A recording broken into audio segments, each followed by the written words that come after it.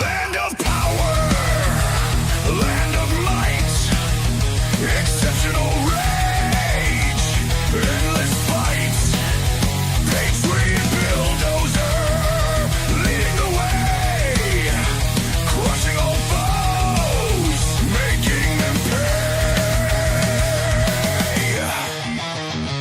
Flag in hand, fury in eyes, screams of pride, ignoring lies, iron grip, ruthless and cold, American dream, fierce and bold, bow before the storm, unstoppable wave, marching forward, no soul to save, bulldozers wrath, tearing apart, exceptionalism, fire in the heart, no retreat, no surrender, bulldozers force, a savage offender, red, white, blue, burning bright, in the chaos he finds delight, blazing trails of destruction left, in the name of the blessed, the theft, freedom's price, a crimson blade, bulldozer, savage of legend made, bow before the storm, unstoppable wave, marching forward, no soul to save, bulldozers wrath, tearing apart, exceptionalism, fire in the heart.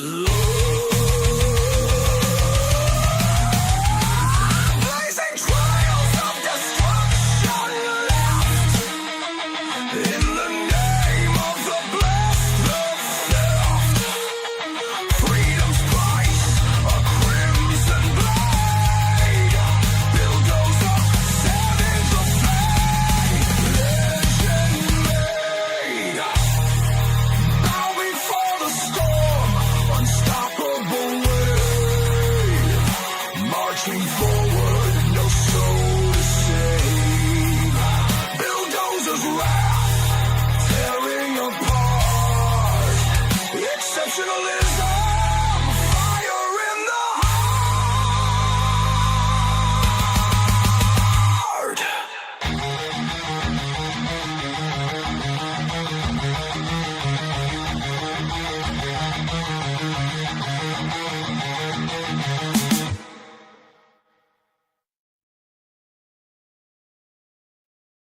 Good evening, everybody. I hope you all are having a magnificent Monday.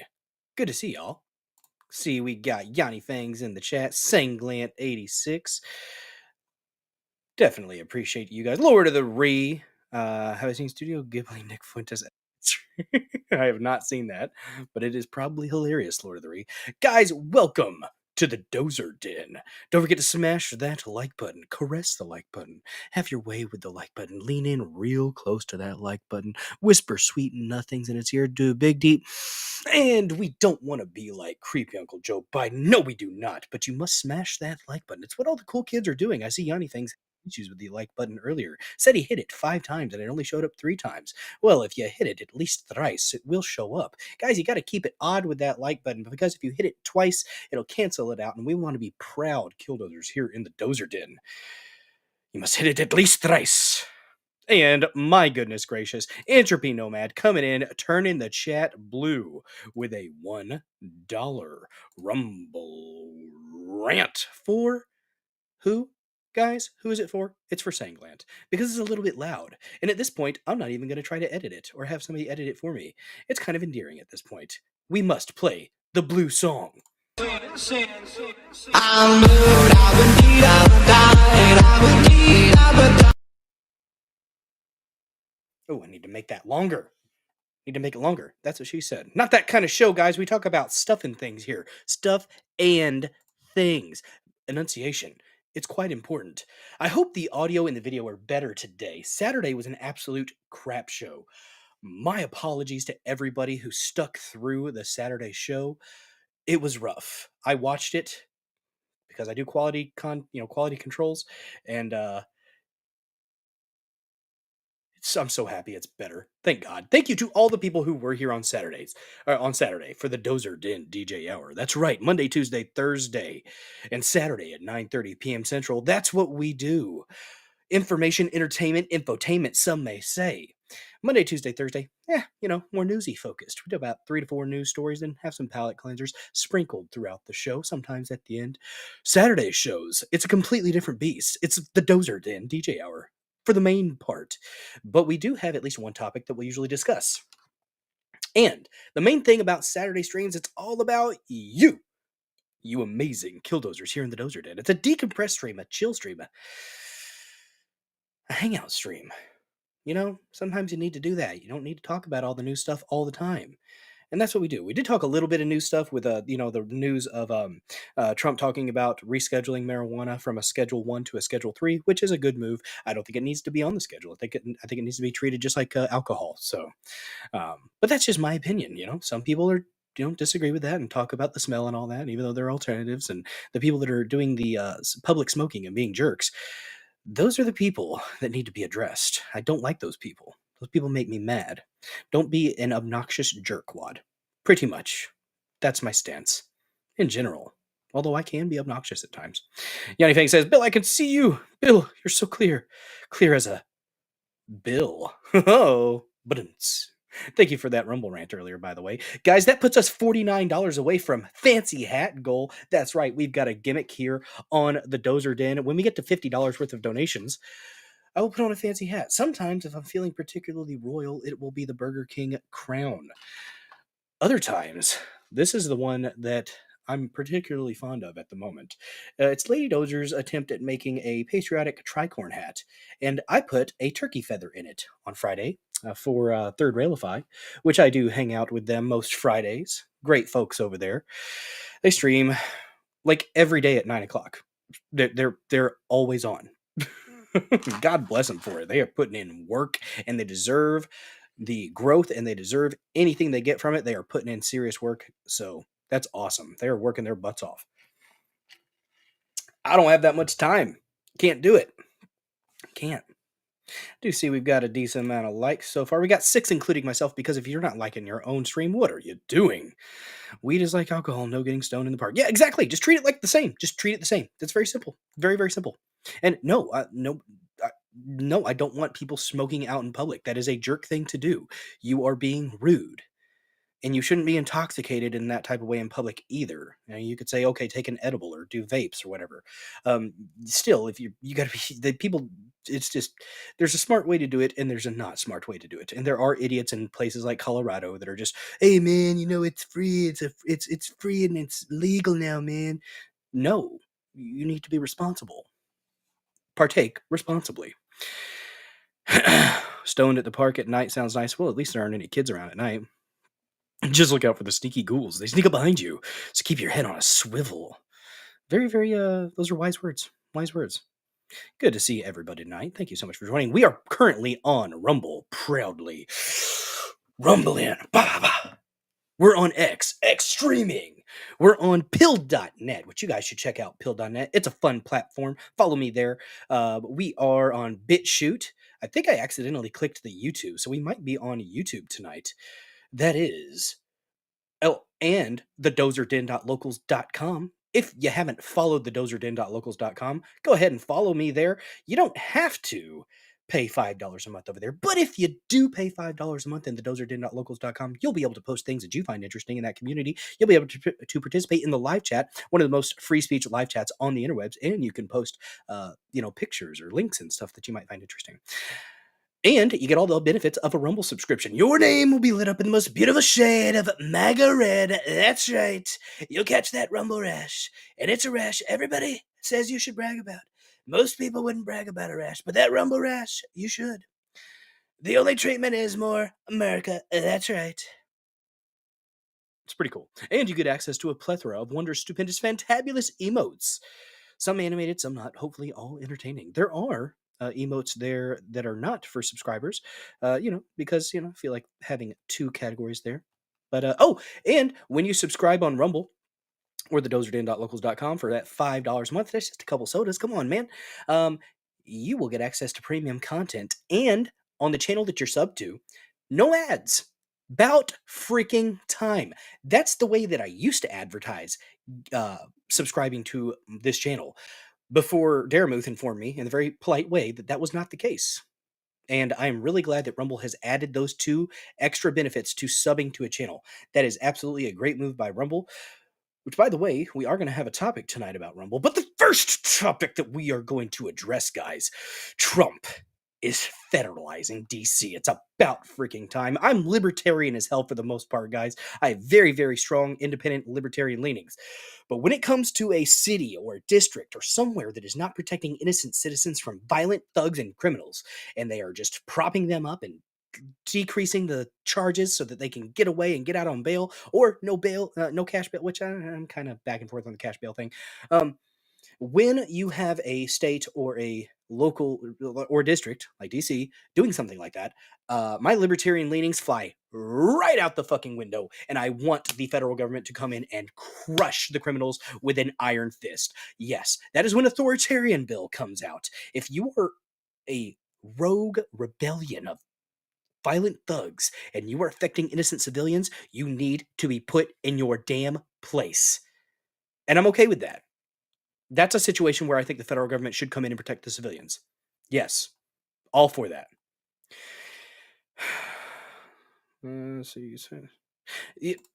See, Lord of the Rings is one of, and that's your general partaker of the devil's lettuce is like Lord of the Rings. Most of them don't do that crap where you're smoking in public and you're making a fool out of yourself. Most people don't. The ones that, squeaky, it's the squeaky wheel. The squeaky wheel gets the attention. The ones that are being jerks, they're the obnoxious ones. They are going to be the ones that get the attention. So that's just kind of how it goes. And then it puts a bad rap to everybody who does even use maybe in a medicinal fashion in the evenings. So it is what it is. But there was a Trump actually, I think, is going to mention it in his press conference today. So we are going to watch the press conference. That's the first topic that we're going to get to. Second thing, guys, do we have a Putin peace pact on the way? Is it happening? A possible Putin peace pact. That's right. Do you want more alliteration? I'll give you more alliteration if that's what you want. Let's see. So, Entropy Nomad, I'm in the South. It's like getting drunk in public. Glad I left that crap in my youth. Missed out on great music because of that. I've been to a few concerts where people were absolutely trashed, and they're not remembering the experience. And I'm just like, there was one dude who he was walking around like this. He had his like that. I'm just like, that's not just alcohol, sir. There's something else going on. He was geeked out. Friendly fellow, though. Friendly fellow. I guarantee you he doesn't remember most of what was going on during that time, but it was an entertaining thing to see. When you're completely sober and you see somebody that is that under the influence of something, it's hard not to notice. I hope he was okay. I think he crowd surfed once. He might have fallen, but it was all right. No, because it's Putin. He'll yoink at the last minute and bomb some more ukes. You calling them ukes? Is that a slur for Ukrainians? Are we calling them ukes? if that is if that is an original from you, Yachty Fangs, fuck, bravo! If that is an original slur from you about the Ukrainians. And here's the thing: Putin actually, the Russians actually have been more willing to entertain a peace, the idea of peace. God dang it, ukes! Oh Jesus! Oh man. If you drink alcohol at a Warped Tour in Missouri, you literally die because it's too hot. It's way too hot. I don't see how people on construction sites can just chug beers. Just start out with a beer, go to work. About 30 minutes later, another beer, do some more work. I don't understand how people do that. After you get the job done, I understand cracking open a few bush lights or whatever. I get it. I've done that the past few times when my father-in-law comes over and works because they like the alcohols, they like the drinking. I like my Double Oak Woodford Reserve, which I think, and I did watch, I went back and checked. When we got to the first cork pop, the video was crap, but the audio picked up the cork pop perfectly. That's something that I was glad about. Again, to those that were there on Saturday, thank you so much for your patience, and thank you so much for hanging out and having a good time, even though we were having technical issues. I do apologize for that. I don't know what the issue was. Some people were saying it was Rumble. Some people were saying it was my internet. I checked my internet. It said it was fine. I, I don't know. I don't know. So we'll just say it's both. How about that? I drink beer sometimes, some beers. It happens. You sweat the alcohol out faster than you're drinking it. It dehydrates your ass. That's for sure. God protects children and druggies. I mean, I guess sometimes. Yeah, exactly. Ukraine has been doing some horrendous stuff. I do not blame, honestly, I understand why Russia has done what they did. I don't like it, but I understand it. And I just agree that it is none of our damn business. It's a territorial dispute between European countries that we should have nothing to do with. That's my opinion on it. Very similar to the sandbox when it comes to Israel and Gaza and all those Middle Eastern countries. I don't care about the sandbox. If they start threatening us, then we destroy. But if it's just between them, oh, fight it out. You guys are cousins. You've been fighting for thousands of years or hundreds of years. Settle it at some point. Whoever wins, wins. I've said this before. I just am tired of it. They were talking about that on Timcast.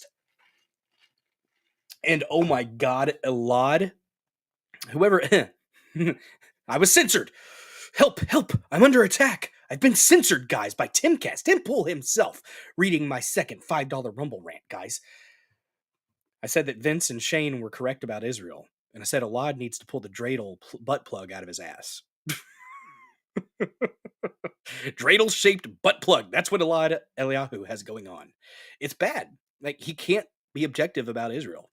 And I've seen some people that I respect have some really screwed up takes on the journalists. And if you have evidence that this dude, the Al Sharif or whatever his name was, if you have evidence that him and his crew were like actual Hamas terrorists that were trying to hurt people, okay, I'll entertain you. But if you're looking at it from just less than 24 hours and you're saying good riddance to this dude, that's probably a bad look. That's probably maybe wait a little bit before until we have more information. Like right now, I'm not going to go ahead and assume that he was completely innocent, but I'm not going to automatically assume that the Israelis, the IDF, it's like, oh, they were terrorists. Source, trust me, bro. No, no, I'm not. I won't do that. But I won't do that. My voice is almost back, guys. It's almost back. It's still a little bit off. A little bit off. I needed a thing of tea. That's what I needed today, but I didn't drink any. Man, it does kind of keep you cool, I guess. Till you stop sweating. When you stop sweating, that's a problem. That's heat stroke.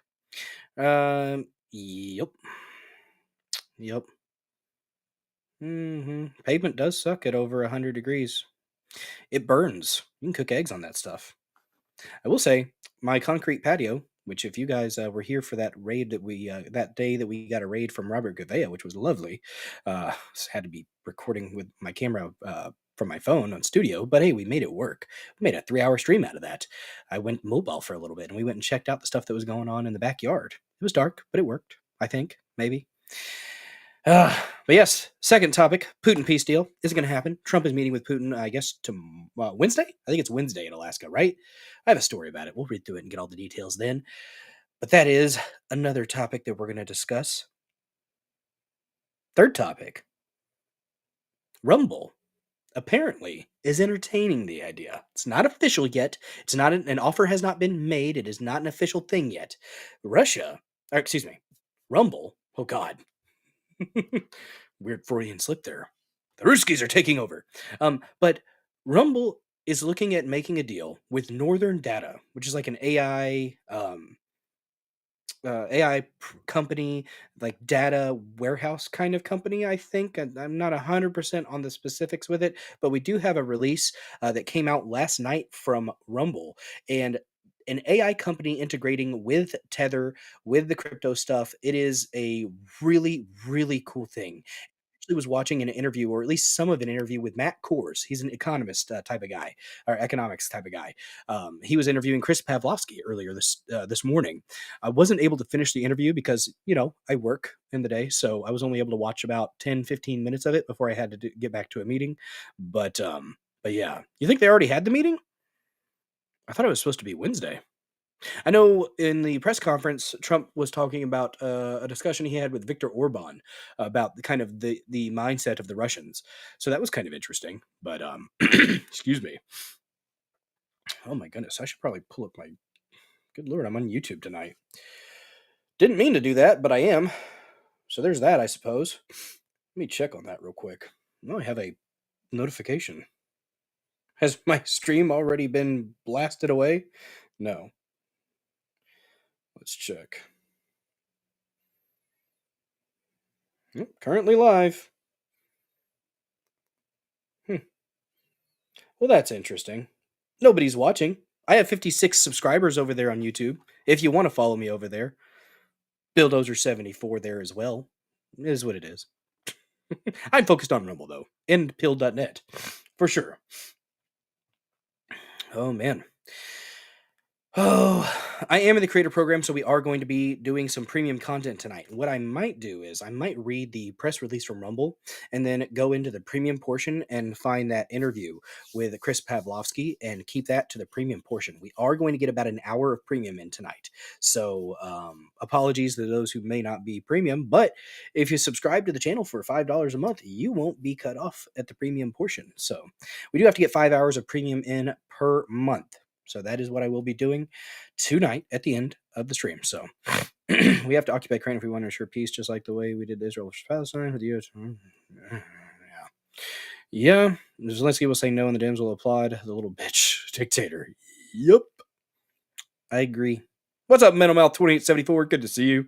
So the picture you posted in the chat of your sister and her husband, that was lovely. Thanks for sharing. And thanks for sharing some of those articles. I don't know if I used any of them for tonight's stream, but I do appreciate you throwing those out there. Check out the Discord, guys. Link is in the description. And the dozerden.locals.com. Another place to hang out as well. You do have to pay to post there, but Discord is free. So it's a pretty cool place. I I got to show you guys something. So if you liked my thumbnail, Grok Imagine, it is free right now, and I'm gonna be sad whenever it goes away because I really enjoy it, and it lets you make videos, AI videos right now, and it does a decent job. Not fantastic, but pretty darn decent. So let me go ahead and finish out the last topic that we're going to talk about in the premium portion is going to be about that 33 I-31 slash Atlas, the interstellar object that is hurtling its way towards third rock from the sun, planet Earth. Is it coming directly for us? Is it being controlled by intelligent forces? Is it a space rock hurled at us by giant alien insects? Curse you, bugs! I don't know. I think it's a lot of sensationalism, to be honest, and it's people like Avi Loeb from Harvard, who in the past has made some pretty crazy claims about alien objects or rocks flying through space. So I take this with a huge grain of salt. I don't believe that it is an alien entity, an alien spaceship that is coming here to destroy us in November or whatever they're saying it's supposed to be here. I really don't. But it's interesting to talk about. So we're going to do that in the premium portion, our premium hour tonight. Hmm. You have great news. Your sister Lois and I reconnected after a lapse for 5 freaking years. That is freaking awesome, dude.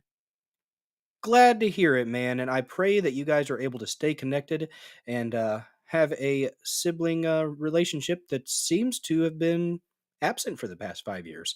It sucks whenever you have that with family, and sometimes you just sometimes you fall apart. Like sometimes you just move apart from your family. It's depending on location, depending on what's going on in your life. So glad that you guys are hanging out again, though.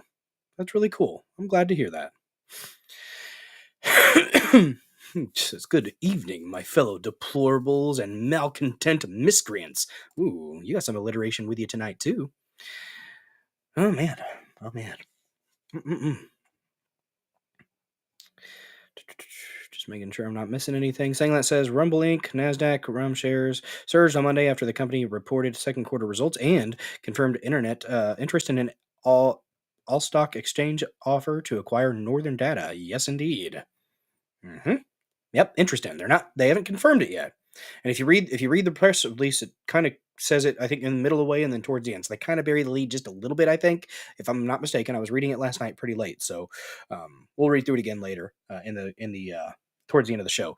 But yeah, let me show you guys what I was working on in Discord. Yeah, kind of easy, liked it. I put them in the memes section. We've got some, yeah, this is fun. What's up, Brett Snom? Good to see you. Orgasms are the healthiest form of stress relief, so when I tell you to go fuck yourself, it's because I care. Well, that's very nice of you, Rhett Snom. I'll remember that the next time you tell me that. And it looks like we got ourselves a raid from Common Censored. Thank you so much for the raid, Sterling. Guys, if you haven't followed Common Censored yet, go ahead and follow Sterling. Streams Monday, Wednesday, and Friday at 6:45-ish Eastern for about 3 hours. Great content, great coverage of the news and stuff and things and crazy clown world clusterfuck chaos. I think that's how he says it. I think I got that right. I hope I did. But hello to all the happy raiders. Welcome to the Dozer Den. Don't forget to smash that like button. Commenting in the comment section is caring. Reposting this stream on Rumble, very important. Gets more eyes on the channel. And I do appreciate that. I appreciate everybody here in the chat right now. You guys are freaking awesome. Definitely appreciate you guys. Hopefully, you hang around for a little bit, and hopefully you enjoy the content and want to come back. I stream Monday, Tuesday, Thursday, and Saturday at 9:30 p.m. Central. Good to see you guys. Hooray! Just made the kids happy just by showing up. Look at y'all. Look at y'all. You made the kids happy. What's up, Shatter17? The government does know. What's up, Valhalla? John 5B, Prince of the Air Jr., Snarl Barky, Cass, lovely mod in the chat. Good to see you. Good to see you. Thank you so much for the raid, and thank you guys so much for coming over here and hanging out. We're going to be going for about 3 to 4 hours tonight, most likely, because we are going to go ahead and watch the press conference. That's the first topic of the evening, the press conference from President Trump. We're going to go through it. We're going to watch it. We're going to react to it. We're going to talk about things and stuff and things as we go. That's right. You smashed the like button. Good to see you. What's up, Wise Elk? Good to see you. And thank you for the repost and the thoughtful comment that you had there on that repost earlier today, Wise Elk. I appreciate you. The handoff, punt or pass. Well, could have been a puff and a pass, I suppose, if you look at the news that we talked about on Saturday. And then I guess Trump talked about it during the press conference tonight. So, yeah. Oh man, guys. Oh man. First though, not tonight. No bourbon tonight, Valhalla. That's usually reserved for Saturdays. Saturday streams, it's about the Dozer Den DJ hour. We take music video requests. Might have a topic, might be doing some chilling and chatting, but for the most part, Saturday stream, it's all about you amazing killdozers here in the Dozer Den. The Dozer Den DJ hour, where you can rock out with your cock out, jam out with your clam out. Those are the only two options. If you are intersex, for the love of God, pick a lane already. Just pick one, okay? Thoughtful comment. I knew I was missing something. I think you said something, maybe. I've slept since then, though. Yes. But we did get a good cork pop on Saturday. I'll say that. Saturday streams, we do $20 or 5 gifted subs, and I will pour a drink. And then if we get to $50, any night of the week, if we hit $50, I'll put on a fancy hat. That's right. Sometimes I feel royal, and it's a Burger King hat, a Burger King crown, Other times, we've got ourselves a faux patriot hat, a tricorn, that Lady Dozer actually worked on modifying to make it look like a tricorn hat, and I put the feather in this hat. It is a turkey feather, guys. Yes, it's a great hat, but I won't put it on until we hit $50 worth of donations. But it's a turkey hat, a turkey feather that I got from the Deerwoods when I was hunting about 2 years ago or so. But yes, ended up streaming to YouTube tonight. Didn't mean to do that, but if you want to follow me on the YouTubes, Billdozer74 there as well. Um, I don't know. Is what it is. I'm focused on Rumble and Pill.net and X for the most part. By the way, guys, give us a follow over there on the X machine because I was at 4,027 followers and then all of a sudden I'm back down to 3,980. I don't know how you lose 40 something followers in a day or two, but all robots, I suppose. I don't know. Yeah, maybe. Hey, maybe Metal Mouth. That's what was is what was going wrong on Saturday. Maybe it was AIs like, or it was dial-ups like just thrashing about as it was slowly being suffocated by AOL. Moment of silence for dial-up service. AOL is discontinuing it as of September 30th. Maybe that was the issue. Everybody was making the joke that it seemed like it was dial-up on Saturday. By the way, if you were here on Saturday, my sincerest apologies for the technical issues, and God bless you if you hung out for most of the stream on Saturday.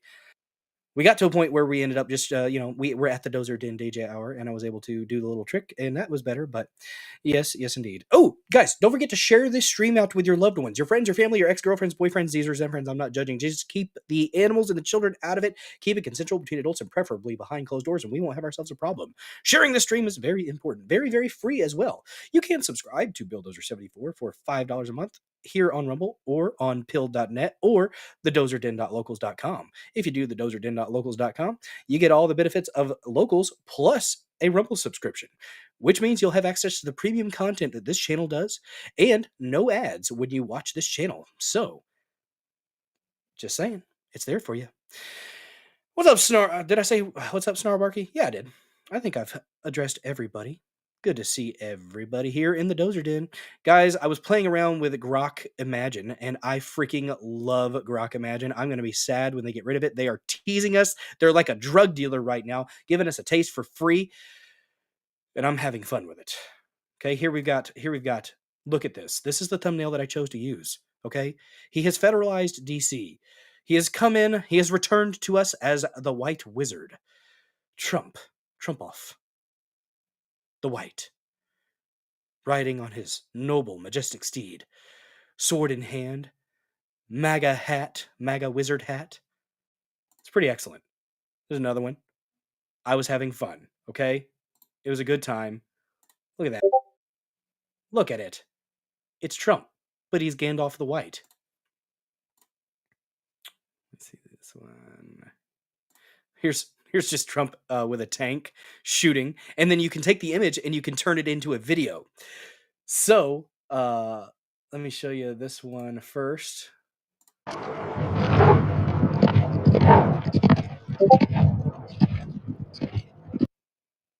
Play it like that's right. Sword glowed a little bit blue. Reminiscent of Sting. That's what Frodo's sword was called, wasn't it? And then there's this, which is just Trump spraying the criminals. This is what I do in my free time. Get him, Trump. Lay down the law. I'm okay with this. I support this. Again, my libertarian leanings tend to fly out the window whenever you have a state or a district that is not protecting the innocent civilians. What's up, Coco Tamiki? Good to see you. Gandalf the supremacist. Jesus. Okay, it is a pointy white hat. Shit. Didn't think about that. Damn it. Oh no. Oh no. That was not my intention. Gandalf carried Glamdring. I'm sure. I know it wasn't that one. I know. Hey, thank you for sharing the stream. Sterling, much appreciated. Guys, that is definitely important. Spread the word so that we may welcome more killdozers here into the Dozer Den. You want some of Gandalf's pipeweed? He was getting blitzed in Lord of the Rings, okay? And in The Hobbit. Gandalf is definitely stoned out of his gourd. at the Shire. The little hobbit dens. It's perfect for hotboxing. Make sure I'm not missing anything. Good stuff. Good stuff. All right. But yes, I was having fun with Grok, guys. And Mithril, that's right. Mm. Technically, Sting was Bilbo's sword, but he let Frodo take it. Yes, yes. That's what I was referring to. The glowing, when it glowed blue whenever the wraiths were near, right? There was orcs, excuse me, not wraiths. It has been a while since I've watched or read Lord of the Rings. So it was whenever the orcs were near that Sting would glow blue, right? I just thought it was kind of interesting that the AI Grok's Imagine happened to render a sword that was turning blue and it was Gandalf. It was kind of interesting. Kind of interesting. I am not going to pay for it though. I'm not going to. What's up, Colleen Eric? Good to see you. Got some new names in the chat. If you like what you're seeing, don't forget to smash the follow button. We recently crossed 1,000. We're at like 1,040 something or close to it, I think. 1,030 maybe. I don't know. Excuse me. Goodness gracious, guys! Did you see that the Chinese and the Filipinos are having some issues in the sea? Not really a story, but kind of our dipping our toes in before we get into the press conference where Trump announces federalizing DC. What's up, Patriotize McGroin? Good to see you. But yeah, apparently there were some issues for Mr. Guns and Gear on the X Machine. Looks like he says someone's going to jail or getting killed because of this. Footage shared by Philippine Coast Guard spokesperson Jay Torrelia showed China Coast Guard vessel 3104 tailing Philippine patrol ship BRP Suluan at high speeds while spraying its water cannon around 11 nautical miles east of the contested Scarborough Shoal. As it closed in on the Philippine vessel, the Chinese Coast Guard ship suddenly slammed into a larger Chinese Navy destroyer that unexpectedly passed between the Philippine vessel and the Chinese cutter. The footage taken, oh good lord, sorry, from aboard the Suluan reveals significant damage to the hulls of both Chinese vessels. This is not a good thing to be happening. This is concerning.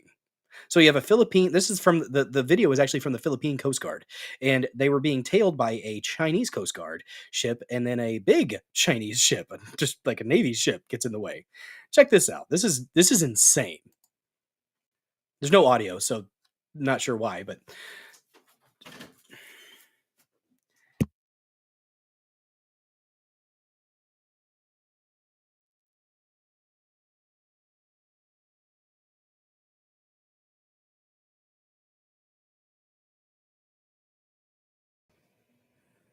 sorry, I had to get out the dad voice. My 7-year-old is refusing to go to bed. It's 10:08. She was supposed to be in bed at 9. Yes, sorry. Okay. Oh, they're all Coco Demiki's accounts. That's a lot.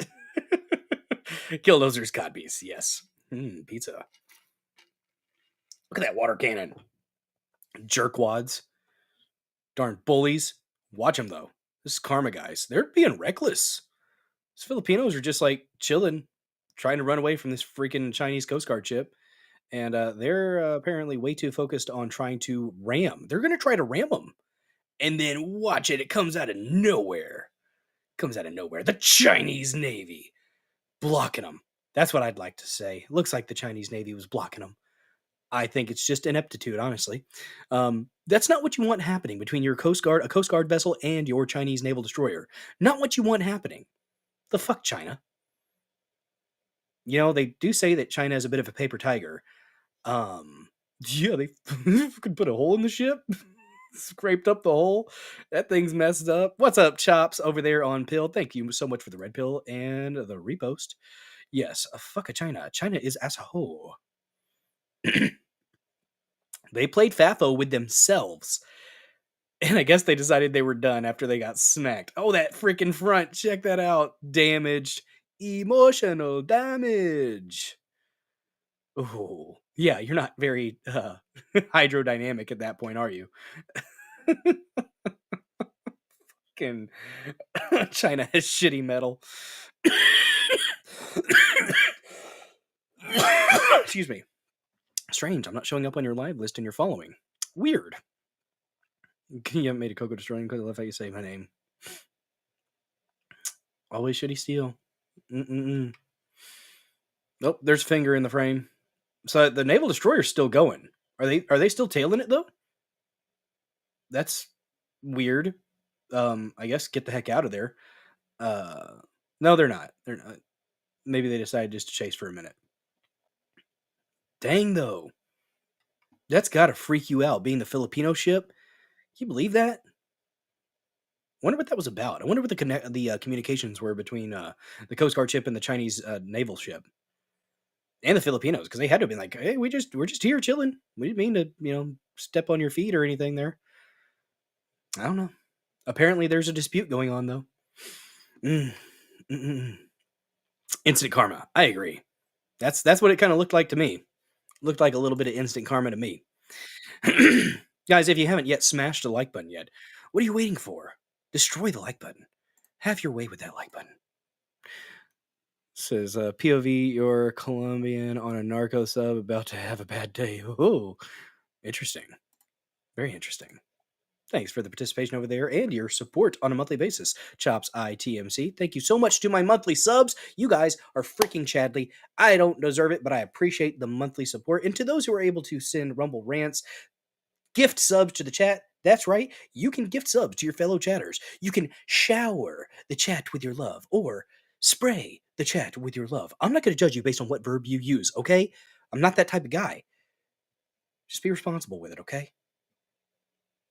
Gifting subs is actually a pretty cool thing that you can do in browser. When you do Rumble rants or gifted subs, more comes to the creator. And gifted subs, all, I think, comes to the creator. So that's pretty cool.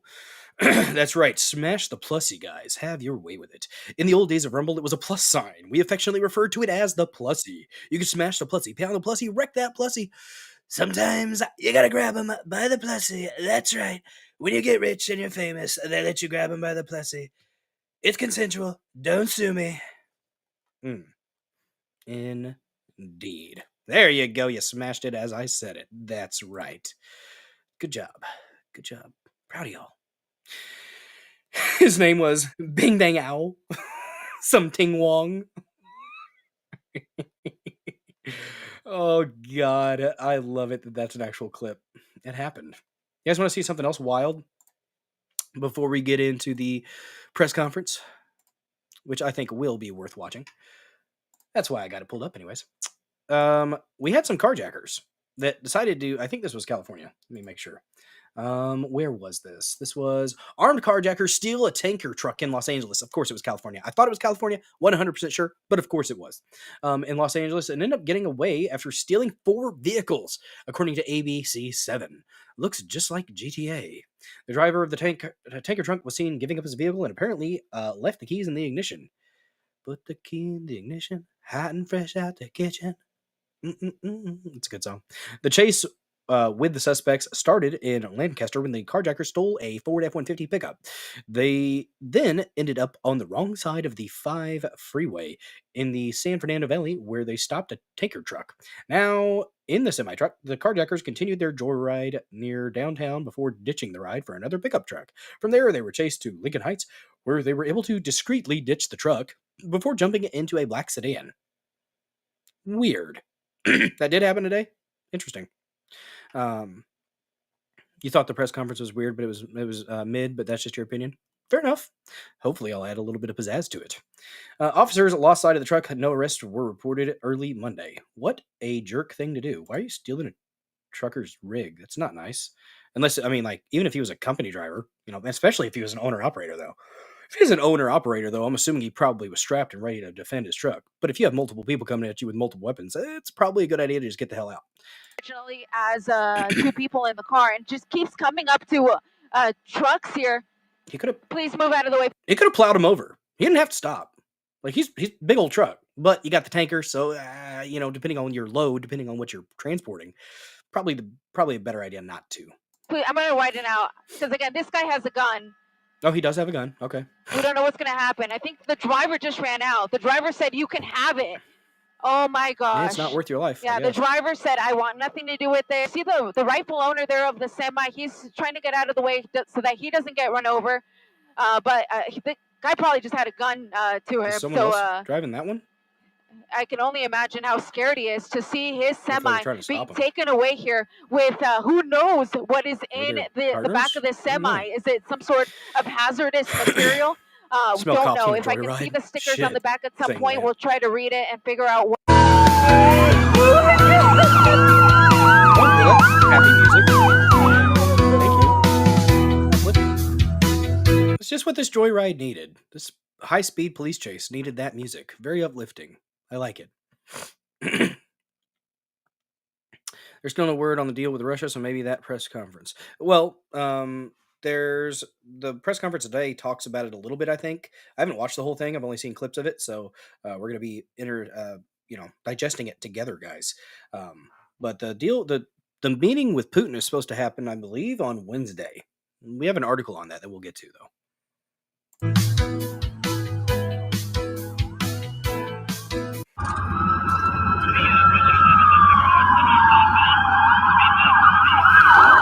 Because now you have a multi-thousand-pound vehicle, which could be used as a weapon against that patrol car. So it's not something that we teach or practice or even think about doing. Yeah. It's a valid question, but it's just not something we do. We saw somebody running. I wasn't sure whether that was going to be an officer looking to deploy a spike strip or whether it was just someone in downtown watching this play out in front of them. But it's we likely will never know at this point, as they are now blocks away on 3rd Street and Broadway, heading back towards. Just saw Entropy Nomad's comment about the ship. Did the captain know what the fuck provide a comment? I don't think he did. All right. Enough fun. Enough silliness and zaniness. Let's go ahead and get into the serious stuff. Let's get into this press conference. Might play it at 2 times speed so that we're not here all night. Oh, why is that? Oh, I guess that's when it started. So it started at 54 minutes. Goes a little bit. I'm going to go ahead and put it at we're going to do 1.25 speed. Is that all right with you guys? We'll see how it sounds. If it's a little bit wonky, just let me know. Know what you guys want, and we will adjust as needed. Semi-detached vehicles are a skill set most people don't have, and it's not something you can teach yourself on the fly like that. Yeah, that person that was carjacking knew how to drive a semi, apparently, or at least, I mean, I'm guessing that was a manual. Well, I mean, I know that a lot of semis are now moving to automatic, but they're still, I think most of them would still be manual. But that was interesting. Maybe somebody who knew what the heck they were doing. Maybe it was a former semi driver that decided they had enough and had a snap. Something like that. Should I do an ad read, guys? No. I've already got my 5 ad reads today, or this month. I'm not doing another one. 6 cents. 6 cents. No, I'm not going to do that. I already got my 5 out the way, did my homework, did my chores. We're good now. We're good. You know what we're going to do now? We are going to go ahead and get into this press conference. Trump's coming out. He's got a bunch of people around him. Cash, Pete Hegseth, Burgum, this guy over to the left, I forgot his name, Scam Blondie, the one who has the black hole on her desk, the wormhole. Maybe it's the wormhole that took MH370. I believe that's actually what's going on with those videos. But still need to operate the air brake system even in automatics. True. That's a good freaking point, Chops ITMC. That's a good freaking point. Let's get into it, guys. We will stop as needed to analyze the things that Trump is saying and the questions from the reporters. I heard they got a little bit animated at times. Let's get into it. If you have any questions in the chat or something that you want me to address, just let me know, and I'll try to pay attention. I've been up here a lot. I've never seen a crowd like this. I think we need a ballroom, and that's happening. It's going to be a beautiful ballroom. This is really a lot of people, most I've ever seen in this room. Well, I will say Trump is getting a little bit grayer. He's got some white hair going on. And we're here for a very serious purpose, Something's out of control, but we're going to put it in control very quickly like we did on the southern border. I'm announcing a historic action to rescue our nation's capital from crime, bloodshed, bedlam, and squalor. Here he comes to save the day. Seriously, though, I'm okay with this. I fully support this. And people are like, oh, it's a distraction from Epstein. You can be okay with this move and still be critical of this administration on Epstein. I'm going to call balls and strikes. This is a good move. Like I said, my libertarian anarchist leanings go out the window when you have a state or a district or a locality that is not protecting legal, innocent civilians. When they're not doing their job, yep, federal government come in and do it. Crush the criminals. And worse. This is Liberation Day in D.C., and we're going to take our capital back. We're taking it back. Under the authorities vested in me as the President of the United States, I'm officially invoking Section 740 of the District of Columbia Home Rule Act. You know what that is? And placing the D.C. Metropolitan Police Department under direct federal control, and you'll be meeting the people that will be directly involved with that. Very good people, but they're tough, and they know what's happening. They've done it before. In addition, I'm deploying the National Guard to help reestablish law, order, and public safety We'll go 1.5. in Washington, D.C., and they're going to be allowed to do their job properly. And you people are victims of it too. You know, you're reporters, and I understand a lot of you tend to be on the liberal side, but you don't want to get mugged and raped and shot and killed. And you all know people and friends of yours that happened. And so you can be anything you want, but you want. And they know that's true. No matter what they say, they're saying that the crime numbers have gone down precipitously. Lowest number since 2013, guys. Yeah, when you mess with the numbers and you manipulate the numbers in such a way, guys, there's lies, damn lies, and statistics. It's very, very important, especially when you look at the fact that I think it was a police chief in D.C. just recently got fired or charged. I can't remember if it was one or the other or both, for literally changing the charges on individuals to make it seem like it was less serious. That's a problem. And the reporting errors are huge when it comes to this stuff. These are not the criminals you're looking for. Yes, they are. You want to have safety in the streets. You want to be able to leave your apartment or your house where you live in 1980. Good and to see feel safe and going to a store to buy a newspaper or buy something. A phone book to stand on. And you don't have that now. The murder rate in Washington today is higher than that of Bogota, Colombia, Mexico City, some of the places that you hear about as being the worst places on earth. Much higher. This is much higher. The number of car thefts has doubled over the past 5 years, and the number of carjackings has more than tripled. Murders in 2023 reached the highest rate probably ever. They say 25 years, but they don't know what that means because it just goes back 25 years. Can't be worse. Our capital. They tried to work. I don't know about the specifics with the D.C. police on Certification Day 2020. It's 2021, wasn't it? Is it officially? Yeah, because the election was in 2020, but January 20th, 2021 is whenever Joe Biden as president was inaugurated. Yeah. Was it 2021? Man, guys, I've slept since then. Yeah, I know they were working on getting the National Guard in there. They had authorized that. I don't know about the D.C. police, though. What's up, Girl Patriot, for the red pill? Thank you. Capital City has been overtaken by violent gangs and bloodthirsty criminals, roving mobs of wild youth, drugged out maniacs and homeless people. And we're not going to let it happen anymore. We're not going to take it. Just like we did on our southern border. Nobody comes to our southern border anymore. 3 months in a row, we had zero. I don't know if that's right, but the people that do the work, it's a very liberal group of people, actually, and they actually said zero for the last 3 months. Nobody thought anything like that was possible. Easy mistake. When you take a look at numbers, I just saw some charts. These are different cities throughout the world. These are some charts. They're the best charts. Let me tell you, this is a great chart. It's going to lay out everything you need. A chart saved my life once. Okay. The red is a place called Washington. Get you some freaking trifold, sir. Get you a trifold. That was a tiny little. That's an 8x10, sir. Get you a poster. Have Pam hold them up. Have her do it. She needs to work. Washington, D.C. Look at these. Baghdad we doubled up. Oh my goodness Baghdad. Gracious. Really quick. Thank you so much for gifting the can over there on pilled.net. That's $2. Thank you so much for that. I appreciate the donation. That puts us at $47 to hat goal, guys. We got the can. Giggity. Oh wait, that would be if there were 2 cans. Sorry. I digress. But yes, $3 right now. 47 away from hat goal. We'll put on a fancy hat at 50. Panama City, Brasilia, San Jose, Costa Rica, Bogota, Colombia, heavy drugs. Mexico City, I mentioned Lima. Wait a second. Coco to Mickey says, I need to shower BBL. I think you meant to put BRB, but BBL is Brazilian butt lift. Shower and a Brazilian butt lift. Well, I've heard those are a little bit risky, but I'm not going to tell you what to do with your body, Coco to Mickey. You have a safe time and enjoy your shower and Brazilian butt lift.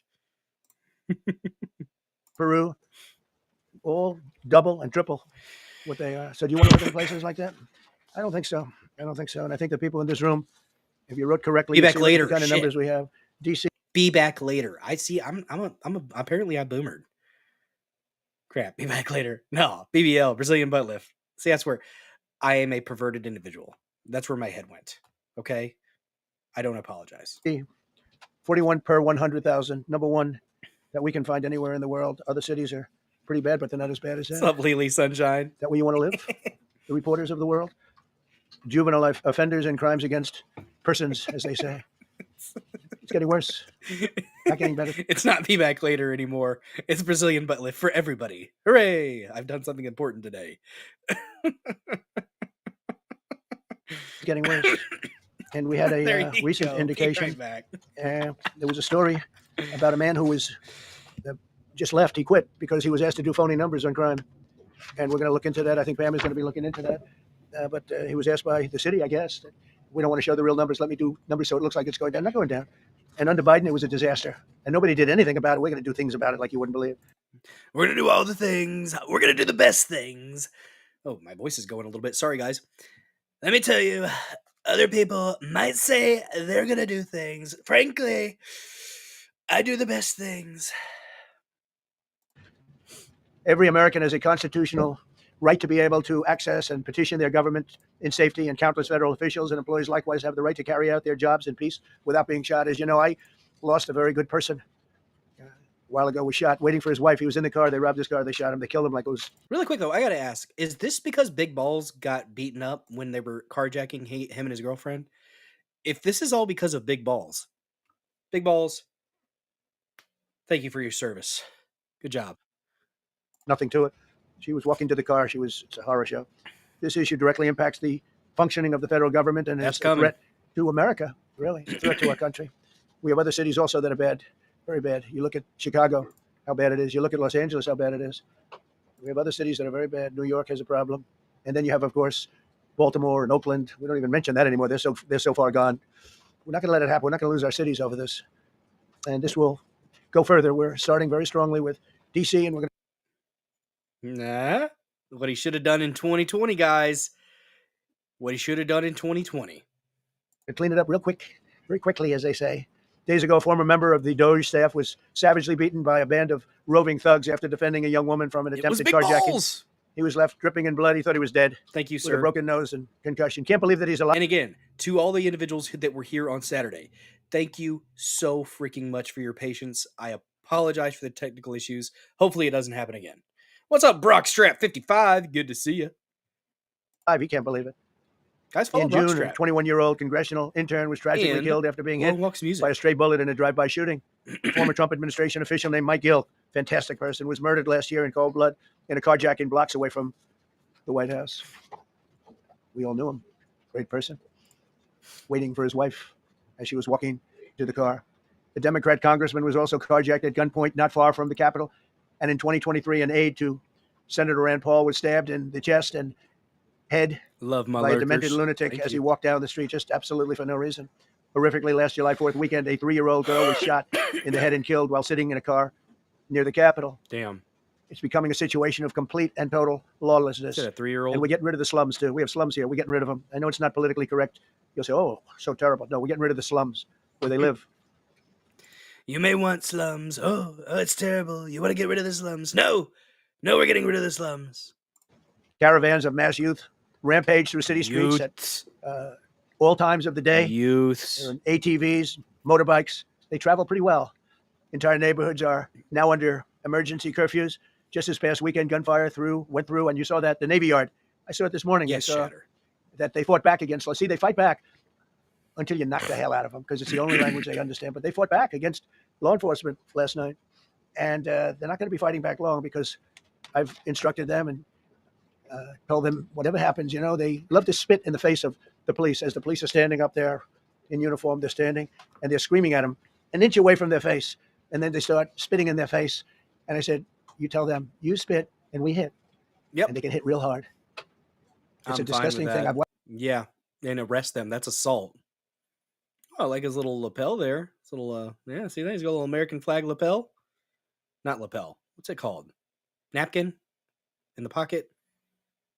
I'm a pleb. Watched that for years, for 3-4 years. I've watched them. The police are standing, and they're told, don't do anything under any search. So this, and you can see they want to get at it. and they're standing there, and people are spitting in their face, and they're not allowed to do anything. But now they are allowed to do whatever the hell they They're want. gonna be doctors, This man. dire public safety crisis stems directly from the abject failures of the city's local leadership. The radical left city council adopted no cash bail. By the way, every place in the country where you have no cash bail is a disaster. That's what started the problem in New York, and they don't change it. They don't want to change it. That's what started it in Chicago. I mean, he's got a point. He does, but also I don't know. I've heard like Robert Barnes has made an interesting case against cash bail, but I tend to think it's probably a good thing. I mean, bad politicians started it, Handkerchief. bad leadership started it, but that was the one thing that's central: no cash bail. Somebody murders somebody, and they're out on no cash bail before the day is out. We're going to end that in Chicago. We're going to change the statute. I spoke with Pam and Todd and everybody. We're going to change the statute, and I'm going to have to get the Republicans to vote because the Democrats are weak on crime, totally weak on crime. They don't know why. They want to stop because they get mugged too. But we're going to Pocket change square. no cash bail. We're going to change the Pocket statute and get rid square of some or of the other things. handkerchief. And we'll count on the Republicans in Congress and Senate to vote. We have the majority, so we'll vote. We don't have a big majority, but we've gotten everything, including the great, big, beautiful bill. Got that done, and that's one of the greatest things that's ever happened to people in this country. Nah, we'll see. I guess we'll see. They're starting to figure it out how good it is. Biggest tax cut in history. So many things. But we'll be able to get that done. So, Todd, if you and Pam can draw up things working with the people, we will. I'll get it passed. We'll get it passed with the Republicans. Probably won't get, think of this, probably won't get one Democrat vote because they have no idea what they're doing. That's why they want men playing in women's sports. That's why they want transgender for everybody transgender. Oh, real quick, if you're watching over there on X, check out my Rumble, my YouTube, I guess, my pill.net, BitChute, and the dozerden.locals.com. We got 60 people have checked it out over there on X. That's good numbers. And they just got walloped in an election, in a landslide, and they haven't changed one thing. I saw the other day that certain gentleman who was a very well-known politician, Democrat, was fighting like hell that men should be allowed to play in women's sport. They just don't get it. They said it's an 80-20 issue, and I think it's a 97-3 issue. And I don't know who the three are. I've never heard anybody nobody's ever come up to me, sir, you have to let men play in women's sports. You have to do it, sir. Nobody's ever approached me. I don't know where this issue even comes from. Never seen anything like it. But they turned our nation's capital into a sanctuary jurisdiction. That's the other thing. We have to get rid of sanctuary cities as quickly as possible. We're going to do it, too. We have to, because it's sanctuary for criminals. I just wish here, Lily Sunshine, there's recess appointments that could be had, but the House and the Senate are meeting, they're convening and then adjourning every 3 to 4 days. And the reason, I'm fairly sure, is to prevent recess appointments. Not cool. Releasing illegal alien gang members onto the street. Maybe there's another reason that I'm not aware of. I could be ignorant. It's possible. It's happened from time to time. In 2022, nearly 70% of criminals arrested in Washington went unprosecuted. That's not going to happen with the group we have standing aside and standing behind me. And at the Metropolitan Police Department, it's now reached a small number relatively compared to what it was, but it's thousands of people. They did. We have thousands of police. I was told today, sir, they want more police. I heard a number 3,500 police. That's a lot of police. 3,500. I thought they were going to say we only have 30 policemen or women. He said we have 3,500. We need more. You don't need more. That's so many. I never heard. That's like an army. How could you need more than 3,000? It just happened 2 minutes ago. Sir, they've requested more police. Oh, what do they have? You need And about more! More! More! More! More! More! More! More! More! More! More! More! More! That's what you need. About 3,500. I said, 3,500? This is not a big area. It's ridiculous. What you need is rules and regulations, and you need the right people to implement them. And we have the right people here, that I can tell you. Look at the border. Biden said, there's nothing you can do. Kamala was the border czar. She never called one of the Border Patrol agents who are great. ICE is great. Never spoke to anybody. Never went there. But she was the border czar. And everybody said it was impossible to fix. I fixed it in 3 months. No, really. I fixed it the first week. I really fixed it over the last couple of months. And I mean, literally to a point where, as I said, 0 illegals entering our country. They, which I hope those numbers are accurate. There was an interesting theory that was posed on Timcast tonight about how all the freeways were empty, and maybe the numbers are even greater than we thought. And there are a ton of people self-deporting, like millions and millions of people that are actually self-deporting. And the number may not have been 20 million in this country, maybe 40 million or more here illegally. And just because this administration was in and has shown that they're going to go hard, you have people that are leaving of their own free will. Which, if that's the case, that is awesome. I don't know, though. I don't know. In the last 90 days. Pretty amazing. It's time for dramatic action. We're going to do the same thing over here. It's going to be a very safe city very soon. We're not looking to just take years, because a lot of people die in years, and we've got incredible people in this country. The big problem with this, it's a good start, but then what? So they come in, they get things in line, and then they're left with a still neutered DC police force. So are they going to be, is it going to go right back to the way it was? That's my concern with this.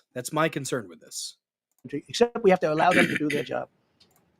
And that we will deliver like nobody's ever delivered before. I actually think it's easy. You know, if you're competent, it's easy. If you're incompetent, it's impossible. But I'm very competent. Last week, my administration surged 500. Chops, Laura Loomer's take on the Medal of Honor recipient was rough. Cool that Angry Cops did a deep dive into that. Laura Loomer is something.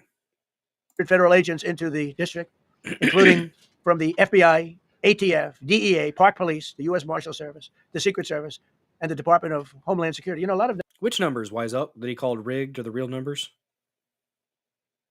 I'm a bit distracted tonight.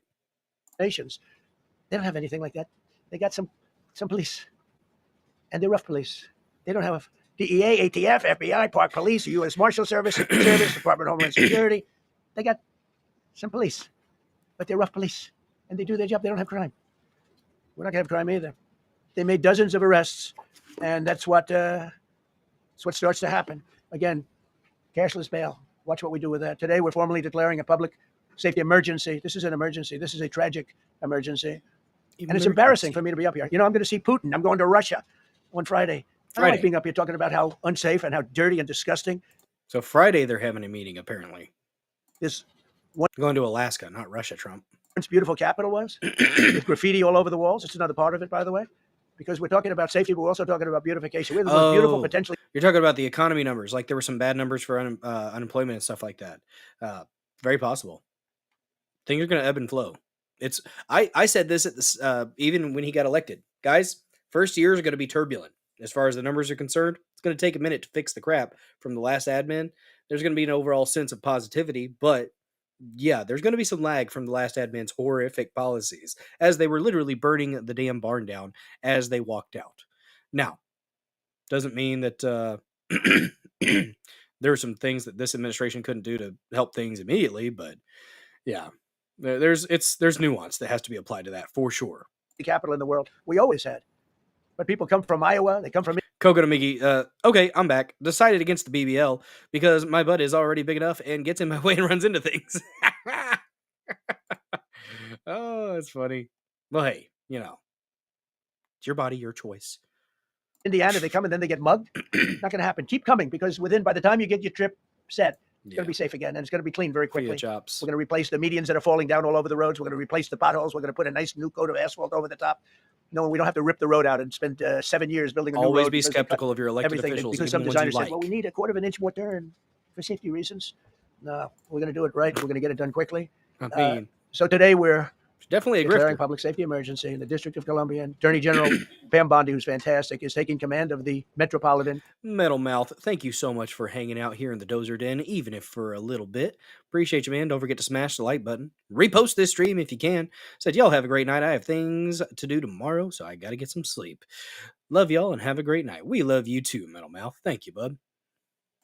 Police Department as of this moment. And I'll be making the appropriate notifications to Congress and to the mayor, our new DEA administrator, who's one of the top in the country. He better be Terry. If you're not, I'm going to get rid of you so fast. Terry Cole. Terry, thanks. Very good. We just got him. Most highly recommended person.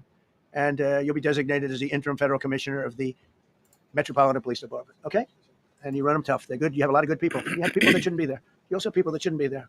They got in there because of woke. But you have a lot of great police. And those people are the ones that want to help you. This city will no longer be a sanctuary for illegal alien criminals. We will have full, seamless, integrated cooperation at all levels of law enforcement, and we'll deploy officers across the district with an overwhelming presence. You'll have more police, and you'll be so happy. You got to wonder if the people behind him ever have the worry. Like, if you're ever standing at attention for something for a long time, you ever seen those videos of people with their knees locked and they like pass out from like blood loss or something like that, like lack of blood flow or something? You ever got to wonder if they're thinking, man, what if I pass out right now? Wouldn't that suck? Like, you don't have anything to say. You're just trying to focus on looking stoic or decent. And look, fucking Cash is so uncomfortable now. He's so uncomfortable. It looks like he has a stick up his ass. You should be safe. When you walk down the street, you're going to see police or you're going to see FBI agents. We're going to have a lot of agents on the street. You're going to have a lot of essentially military. And we will bring in the military if it's needed, Standing by the is way. hard. We're going to have National Guard. But Pete Hegseth will tell you about it. We will bring in the military. A lot of people had trouble standing after they got the shots that Trump is still talking positively about. Why?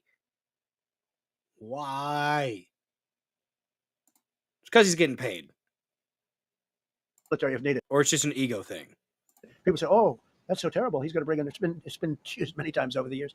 I don't think we'll need it. I think we've got so many great people, including the people that are in the police department with proper leadership. They'll immediately begin massive enforcement operations targeting known gangs, drug dealers, and criminal networks to get them the hell off the street. Maybe get them out of the country because a lot of them came into our country illegally. They shouldn't have been allowed in. They come from Venezuela. They come from all over the world. We're going to get them the hell out. They won't be here long. But some of these people, a lot of them are homegrown criminals. And these are bad people. These are rough people. And this is just a list of some of the people that were given to me today. It's very possible. It's very possible. He had a lot of people lying to him in the first administration. But here's the thing. At this point, there's been enough evidence and information out there that and he's had people tell him. I mean, there was a John Rich clip I was watching the other day. And John Rich had apparently a very frank conversation with Trump about the shots. And multiple people agreed with what John Rich said. But then Lindsey Graham started to chirp up. And I don't know what Lindsey Ladybugs Graham, sassy Ladybugs Graham has on. I don't know what he has on Trump, but there's no reason to endorse that fucking fag. And I don't say that because of his sexuality. It's because he's a war whore faggot. Lindsey Graham deserves all of the bad things. I hate that motherfucker. That were criminals removed from the D.C. streets this weekend. They were rough and tough, but we're rougher and tougher. Look at these people here. Nothing, they're not going to be your local school teacher. Look at this guy. He has killed people numerous times. They're not going to be an asset. They will never be an asset to society. I don't care. I know we all want to say, oh, they're going to be rehabbed. It's not going to be rehabbed. I'm going to ask Doug Burgum to come up and say a couple of words because he's in charge, as you know. He's Interior, but he's in charge of the U.S. Park Police. And I've heard so many great things about the Park Police. They're proud of it. They've been there for a long time.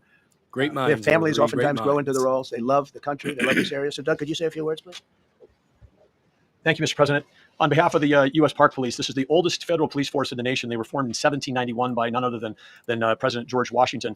They've got the awesome responsibility of protecting our nation's most sacred monuments. The National Mall, Washington Monument, Jefferson Memorial, Lincoln Memorial, Statue of Liberty, and out west. No,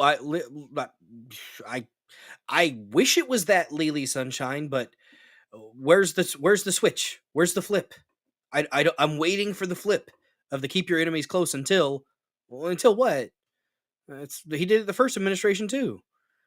I don't know. I mean, I hope you're right. That's a lot more positive perspective than I got. The Presidio and the Golden Gate area. These folks have tens of millions of visitors a year, the kind of people that President Trump's talking about that come from around the country. Doug Burgum, he loves numbers. One interest rate percentage down. 2 interest rate down. 3 around the world to see our sacred and learn about our history and our sacred monuments. They've been doing a fantastic job, but they are so pleased the rank and file that President Trump is now allowing them to enforce the law. As those of you that live in the city may know that the circles and the triangle parks that are spread throughout D.C. are actually federal park property. So the U.S. Park Police also have responsibility for that. These became littered with homeless camps under the Biden administration. All of you saw that. Since President Trump's executive order on March 27th, making D.C. safe and beautiful again, the U.S. Park Police have removed over 70 homeless camps. And President Trump also talked about beautification. They're stopping in enforcing the laws against graffiti on our monuments. They've removed over 80 specific attacks against our history with graffiti on our monuments. So they continue to do a great job, whether it's in their vehicles, on foot, or on the mounted police that you see around the National Mall. And President Trump, they thank you. The rank and file is so happy to be enforcing the law again. Thank you for your leadership. And they're excited about the announcement you're making today. Thank you. Very good. Great job you did. Thank you very much. Pete, could you say something about the military? Well, Mr. President, it's an honor to be here. And at your direction this morning, we mobilized the D.C. National Guard. It'll be operationalized by the Secretary of the Army, Dan Driscoll, through the D.C. Guard. You will see them flowing into the streets of Washington in the coming week. At your direction as well, sir, there are other units we are prepared to bring in. Other National Guard units, other specialized units. They will be strong, they will be tough, and they will stand with their law enforcement partners. This is nothing new for DOD. As the President noted, at the border, we've got 10,000 troops down there who've been operating in defense cooperation areas. You can thank Yanni Fangs and myself for that. You'll never be able to look at Doug the same. Yes. Defense zones where there's zero illegal crossings because of troops on strikers scanning the border. We've been protecting other people's borders for 20 years. Look at him. He's struggling to keep himself from latching on to Pete Hegseth's meaty neck. He's like, I'm so hungry. It's about time we protect our own. And we're working with ICE and CBP. In Los Angeles, we did the same thing. Working with the California National Guard, working with ICE. Did he just give Pete Hegseth a one-up? I mean, he's a pretty man, but come on, contain yourself, Doug. Jesus. Officers, ICE officers deserve to do their job and not be attacked. We will work alongside all DC police and federal law enforcement to ensure this city is safe, this city is beautiful. And as I always say about President Trump to the troops, he has their back. And my message to the National Guard and federal law enforcement in Washington is we have your back as well. Be tough, be strong, we're right behind you. Thank you. Meow. I'm going to ask Pam, because she's now, as you heard me say, she's really in charge of a lot of what we're talking about. She's done an incredible job. People are going to start to see the fruits of her labor. Horrible. And Pam, maybe Horrible you can say a few fucking words pick, about Trump. what we're talking Shut about up. here. Stop talking her up. She sucks. Let me be crystal clear. But she kisses Israel's ass enough, so that's why we don't have Matt Gaetz. We could have had Matt Gaetz, guys. But he didn't take AIPAC's money. So, you know. I'm in DC as Indy. I don't like this woman. She was for red flag laws. I'm fairly sure she was involved in one of the first in the first Epstein go round, wasn't she? One of them, maybe the Maxwell thing. I don't remember. I don't like her. And ending today, we are going to use every power we have to fight criminals here. President, thank you for caring about our capital. Families come here every summer. Our museums are free. We have the National Zoo. We have the National Gallery. DC should be a place where everyone can come and feel safe. Behind me and to my side, we have some of the best career law enforcement and prosecutors in the country who are ready to take this on. As the president said, Terry Cole is going to be supervising the Metro Police Department. Gadi Serralta, our U.S. Marshal, is going to be supervising command and control, the entire operation. Yep. Our Deputy Attorney General, Todd Blanche, and I will be working with him closely, along with our great FBI Director, Kash Patel. Kash is going to talk to you in a minute about what we did in Virginia recently with Governor Youngkin. Many of you covered that, and it was tremendously successful. Not only that, our secret weapon here in D.C. is U.S. Attorney Janine Pirro, one of the toughest prosecutors and a former judge, and she is going to be talking about juvenile crime, how it's out of control here. It could have been, but I think there might have been a lot more going on behind the scenes. I don't know. Speculating a lot right now. But yeah, I do remember Matt Gaetz saying that they were wanting to start a family and wanted to be outside of D.C. I don't blame him. D.C. is not a nice place from what I'm hearing. It's the whole reason for this news for the press conference, federalizing the police force there and sending in the Guard. And what she's going to do to fight back. No more crime rampant in our beautiful capital. No more teenage girls beating a disabled man to death. No more of that. Wise Elk, you know, I'm okay with this federal government coming in to stop the criminals from taking advantage of the innocent civilians. If the district won't do it, if states won't do it, yes, this is where my libertarian leanings leave the fucking house. Crush the criminals, then back the hell off. Come in and get things straight, and then back off. Now, if they don't back off, that's a problem, and they need to be dealt with. But they're letting people be beaten and raped and destroyed. This is yes, I'm okay with this federalization. It's not martial law, but I think they might be talking about some curfews for youths. No, this is it's like 2020. This should have been done in 2020 with the riots, but it wasn't, and it should have been. I would have been absolutely fine with them coming in and crushing the criminals that were taking over towns, taking over blocks. If the state's not going to protect the innocent civilians, the federal government, I'm okay with the federal government coming in and flexing some muscle. Yep. No more drive-bys. We're going to do everything we can. And working with the ATF Director Driscoll and Commander of the Army, we're going to all work together. That's what we all do in this room. We work together. We fight. Do not underestimate one person in this room. We're going to make DC beautiful. We're going to make DC safe again. One other thing, just at the wharf a few days ago, the area of the wharf, Terry Cole reached out to me, not even nightfall, on the weekend, where so many families in tourists go. A guy's overdosing from fentanyl on a park bench in the middle of a It's either this or the militias, and they don't like militias apparently, so. But I mean, we have a constitutional right to form a militia. That's a thing. They administer Narcan and saved his life. No more of that. The president of the United States is going to clean up. No, they don't. Not in D.C. You don't, Wise Elk. They'll fucking arrest you for shell casings. Spent shell casings in your fucking floorboard. D.C. is not a state. It is a district and it's a district. Someone said it was a corporation. I'm not 100% sure on that, so I'm not going to parrot that without knowing. But you love militias. I live militias. I would too. And we're going to be there to help him, and we're going to be successful. Thank you. In D.C., if you defend yourself, you're going to prison. because they cater to the criminal, which is how you have societal breakdown, which is part of the point. That's what they want. Northern Virginia, we had a big success.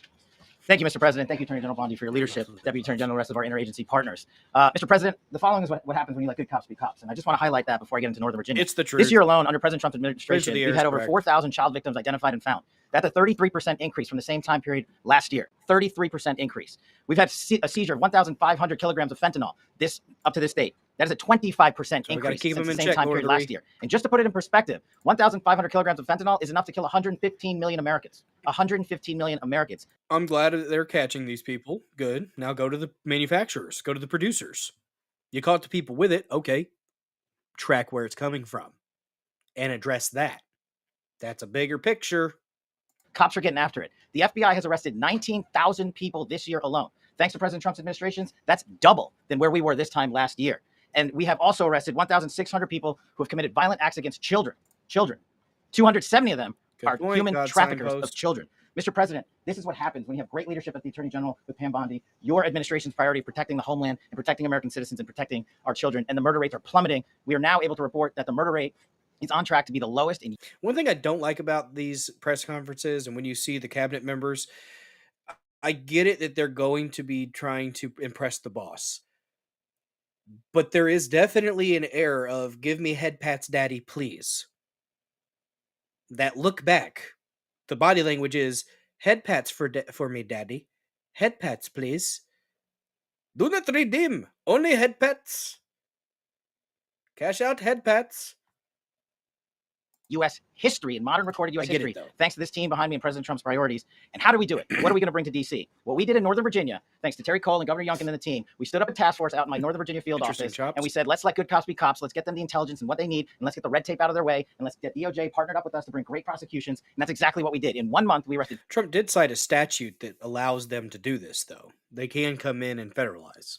545 violent felons. 545 in the state of Virginia, thanks to Governor Youngkin's partnership. And that simplicity in law enforcement is what's coming to Washington, D.C. When you let good cops be cops, when you give them the intel they need, when you work with our Homeland Security Task Force, when you work with Terry and Gaddy and I go way back to Miami, these guys are great leaders of the respective departments and law enforcement capacities. And when you have the DOJ and President Trump driving behind this mission, we are going to clean up Washington, D.C. And we're going to do it the right way, the lawful way, and we're going to make sure Washington, D.C. is safe again. Thank you, Mr. President. Thank you, Attorney General. Thank you very much.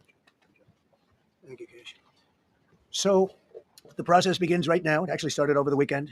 We confronted a lot of very bad people, but it's going to be something that will be pretty amazing to you as you watch it. Thanks for the repost, Johnny Fangs. It's a beautiful thing. Don't forget to repost this. We're going to be removing homeless encampments from all over our parks, our beautiful, beautiful parks, which now a lot of people can't walk on. They're very dirty, got a lot of problems. I feel you. We've already started that, moving the encampments away. Shatter. Take care of people.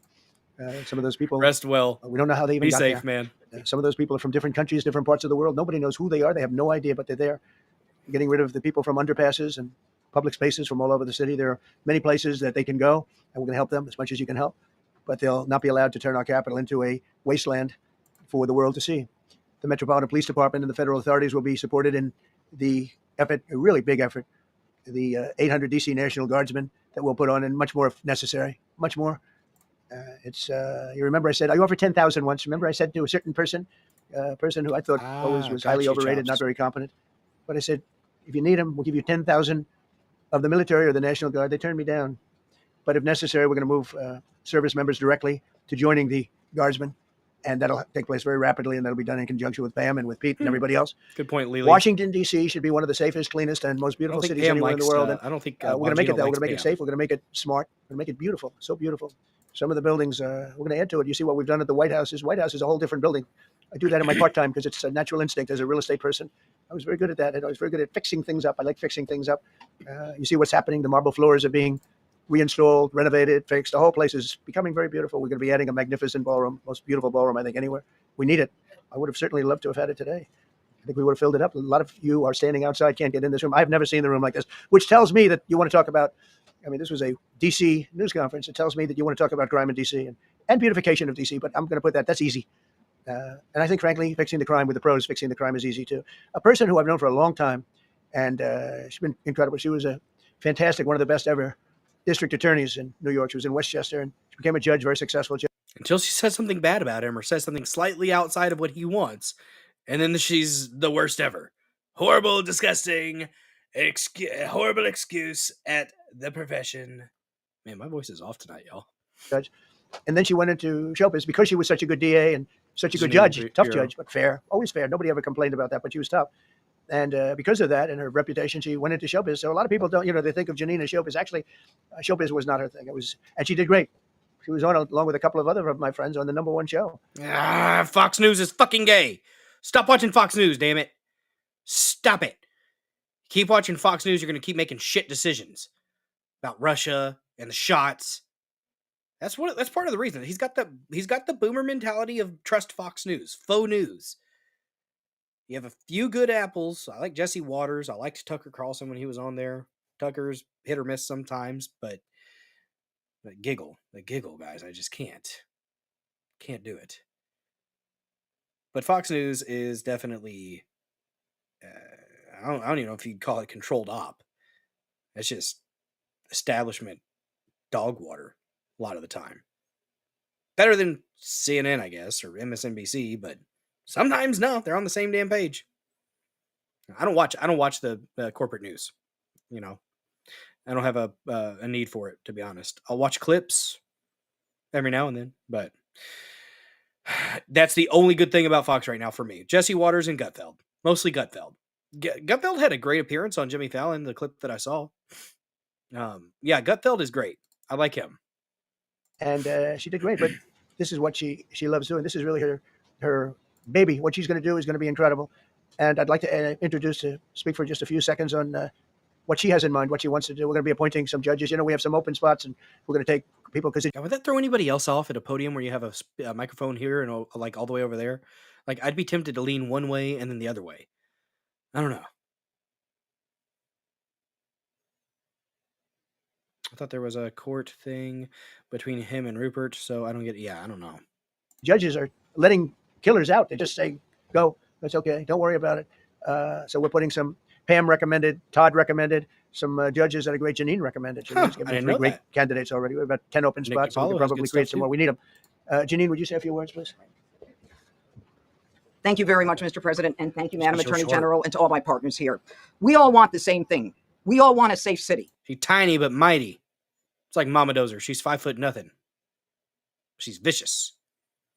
We want a safe capital. We want to be able to bring our families here. We want to be able to come and enjoy the history that makes this place great. And unfortunately, we are not in that position right now. And Mr. President, I want to thank you for taking the step that we need right now to make criminals understand that they are not going to get away with it anymore. And I'm not going to stand here and go over and over the cases. But what I can tell you is this. I see too much violent crime being committed by young punks who think that they can get together in gangs and crews and beat the hell out of you or anyone else. They don't care where they are. They can be in DuPont Circle, but they know that we can't touch them. Why? Because the laws are weak. I can't touch you if you're 14, 15, 16, 17 years old and you have a gun. I convict someone of shooting another person with an illegal gun on a public bus. Illegal gun. I don't like the illegal gun statement there. In the chest. Intent to kill? I convict him. And you know what the judge gives him? Probation. Says you should go to college. That's a problem. She's right. She's highlighting a serious issue here, though. She is highlighting a serious issue. We need to go after the D.C. Council and their absurd laws. We need to get rid of this concept of, no cash bail. We need to recognize that the people who matter are the law-abiding citizens. And it starts today. But it's not going to end today because the president is going to do everything we need to do to make sure that these emboldened criminals understand we see you, we're watching you, and we're going to change the law to catch you. And my final note is this. These kids understand that the jurisdiction is through the state attorney general, Brian Schwab. I did a poster of the young man from Doge who was beaten bloody with a severe concussion, a broken nose. And then I did a poster of what happens to those kids because I can't arrest them. I can't prosecute them. They go to family court and they get to do yoga and arts and crafts. Enough. It changes today. At a certain point, I mean, depending on the history and depending on the age, she's likely right. If they're young enough, there is a possibility that they can see change through treatment. But that means an actual treatment program and not something that's just camp. Something where they're actually working on life skills and maybe not being a criminal piece of shit. Some of those aren't that great, though. Missouri has a pretty good... used to be really, really good. And it's not bad, but it's definitely not what it used to be as far as treating youth adjudicated delinquent by the state. So, and fairly successful. If you tweak the numbers the right way, anything can look successful. You stop counting the recidivism rates once they turn 17 or once they turn 18, and that's called aging out. Thank you, Mr. President. You're welcome. Great job. Thank you. If I could, I just signed some executive orders. I'd like to have Will please come up and we'll let the people know what we signed. Do you want to put them down? Yes, sir. Go ahead. A short while ago in the Oval Office, President Trump signed 2 crucial executive actions to deal with the emergency crime conditions we currently face in the District of Columbia. His eyes are rather close together, but he can't change that. He's the guy. He's the EO guy. The first of these was an executive order, as President Trump said before, invoking. Yeah, we should absolutely help the homeless, yes, but these aren't all homeless people that are doing these things, Wise Elk. I agree, we do need to help the homeless, but it's not all that. His powers under Section 40 of the Home Rule Act to take federal control of the D.C. Metropolitan Police Department. Along with that executive order, President Trump signed the statutorily required notification letters to Mayor Bowser I don't like and to the the whatever relevant they House want and Senate phrase. committee leaders. I don't like that. No, just enforce the law. Protect the innocents. Constitution, that's important. Not whatever they want. Not good. You're correct. That's a bad statement. The second major executive action that President Trump signed was a presidential memorandum directing the Secretary of Defense to utilize the National Guard to address the conditions we see on our streets here in D.C. It also authorized the Secretary of Defense to work with state governors to utilize their National Guard units if necessary as well. These are bold, decisive steps intended to combat the out-of-control crime. This isn't 1.5 speed, and this guy is still talking slowly. Conditions we've seen on D.C. streets for far too long, and I, for one, am deeply proud to be part of an administration that's finally coming to terms with these issues, sir. Thank you very much. I would be more proud of you, sir, if you would just go ahead and shave that hair on your head. Just shave it. Man, it's okay. You can rock the bald look. I have hair, but I'm rocking the bald look practically. It's okay. Just embrace the bald. Sir, thank you. So, just to conclude, Washington, D.C. should be one of the safest, cleanest, most beautiful places anywhere in the world. It was years ago. We had one problem that was a pretty big problem. The radical left got out of control and they started trying to rip down statues. And I said, let's go pass a law real fast. We're going to do it real fast. But we were blocked by the Democrats who do not want safety. Nobody gets it. I don't get it. They don't get it. Well, they want chaos. They want chaos and destruction. Because they can't get votes. I don't know how they can win an election with this, but they don't want safety. And I found an old statute, very old, early 1900s, that said if you so much as touch or even think about destroying a statue or a monument in Washington, D.C., you go to jail for 10 years with no probation, no anything. In other words, slightly different than we have today. Today we have cashless bail. There you get jailed 10 years. No curtailed sentence, 10 years. And we took it out. Nobody used it. It was never used because it's harsh. And you remember they started to rip down the statue of Abraham Lincoln. I said, that's a tough one to rip down. He was pretty good, Pam. I think he was pretty good. When the rope started going around Abraham Lincoln to pull him down, Andrew Jackson, others, and they were heading to the Jefferson Memorial, Thomas Jefferson. We're going to do a big number there. I said, it's time. And I signed that statute immediately. We had it updated. We made it use the same language, all passed by Congress. And I announced it's 10 years in jail, no probation, no anything, 10 years, no curtail sentence if you touch so much as touch a statue in Washington, D.C. And it was an amazing sight, beautiful sight. Everybody just left. The ropes were hanging around Andrew Jackson. And there were 2 ropes around Abraham Lincoln. They left the rope. But everybody just left. And that was the last problem we ever had. That was the last problem that we ever had. Lincoln was a tyrant. They were going wild. And somebody came to me and said, sir, in 1910, I don't want to give you an exact because you'll say, Donald Trump gave us wrong dates around like early on. If I'm slightly off, they make you sound a little bad. So I won't put myself in that position. I won't put you in that position. Yep. Because I think everybody agrees with what we're doing today. But when I signed that thing, it was like a miracle. Everybody left. They were gone. They were starting to march down. They started the march toward Thomas Jefferson. And if you spit on a cop, you should be arrested for assault. I'm not saying smash their head in necessarily. That might be a little much for spitting, but you should absolutely be addressed and you should be arrested for assault on an officer. You don't know where that person's mouth has been. Don't spit on people. And it depends. Like if it's a 10-year-old, okay, yeah, don't smack them in the head. Maybe not. But you need to address it. You don't spit on people. I don't care who it is. I figured he was always going to be safe. Yeah, fire But hose. they Yeah. found something with him, and they found something What's with up, Colty Abraham Lincoln. 86? Good to see you. And even in Don't forget the to name George smash the Washington like in button. California, numerous places changed the name of Arrest their ass. George Washington High Charge 'em. School and various other places. They took George Washington's name. This was And don't make it a joke. Like a lot of it is just the system. It's like, especially with these younger individuals, teenagers, they get treated with kids' gloves, and adult criminals will put the younger ones up to this nonsense. They train them. They use them because they know they're going to get less harsh sentencing. That's what the issue is. Thanks, Neuro, for the repost on Rumble. Much appreciated. a sick woke culture that I think we've largely ended. And a lot of those people that were woke are now turning out to be that's the opposite. ATF. I won't go so far as to say MAGA. Lord of the Rings. It's a very special category, but they've gotten out of that. But we have people that love this country and they love this really beautiful capital. It is. I flew over it the other day and I said, "What a beautiful place!" But if there's crime all over the streets, when you get there, it doesn't look so beautiful. But we're going to make it beautiful again. We're going to fix it with crime, and we're going to also, as we're doing that, we're going to start doing things that we know how to do, that I know how to do better than anybody, I guess, because of my experience from previous life. But not only are we stopping the crime, we're going to clean up the trash and the graffiti and the grime and the dirt and the broken marble panels and all of the things they've done to hurt this city. And we're going to restore the city back to the gleaming capital that everybody wants it to be. It's There you gonna go, be Yanni Fang. something That's very a good special. thing. Thing is, All though, of these people are a 14-year-old. Fuck that. No, I'm not going to handle a 14 or a 15-year-old spitting on me with kid gloves. You're going to get your ass put on the fucking ground and you're getting arrested.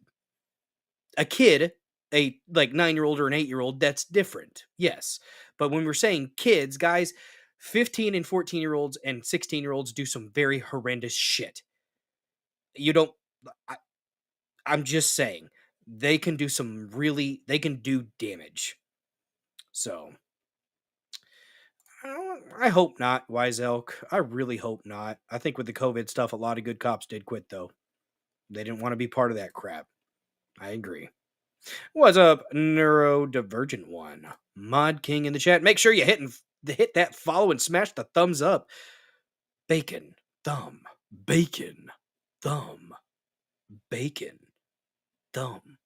Appreciate you, Neuro.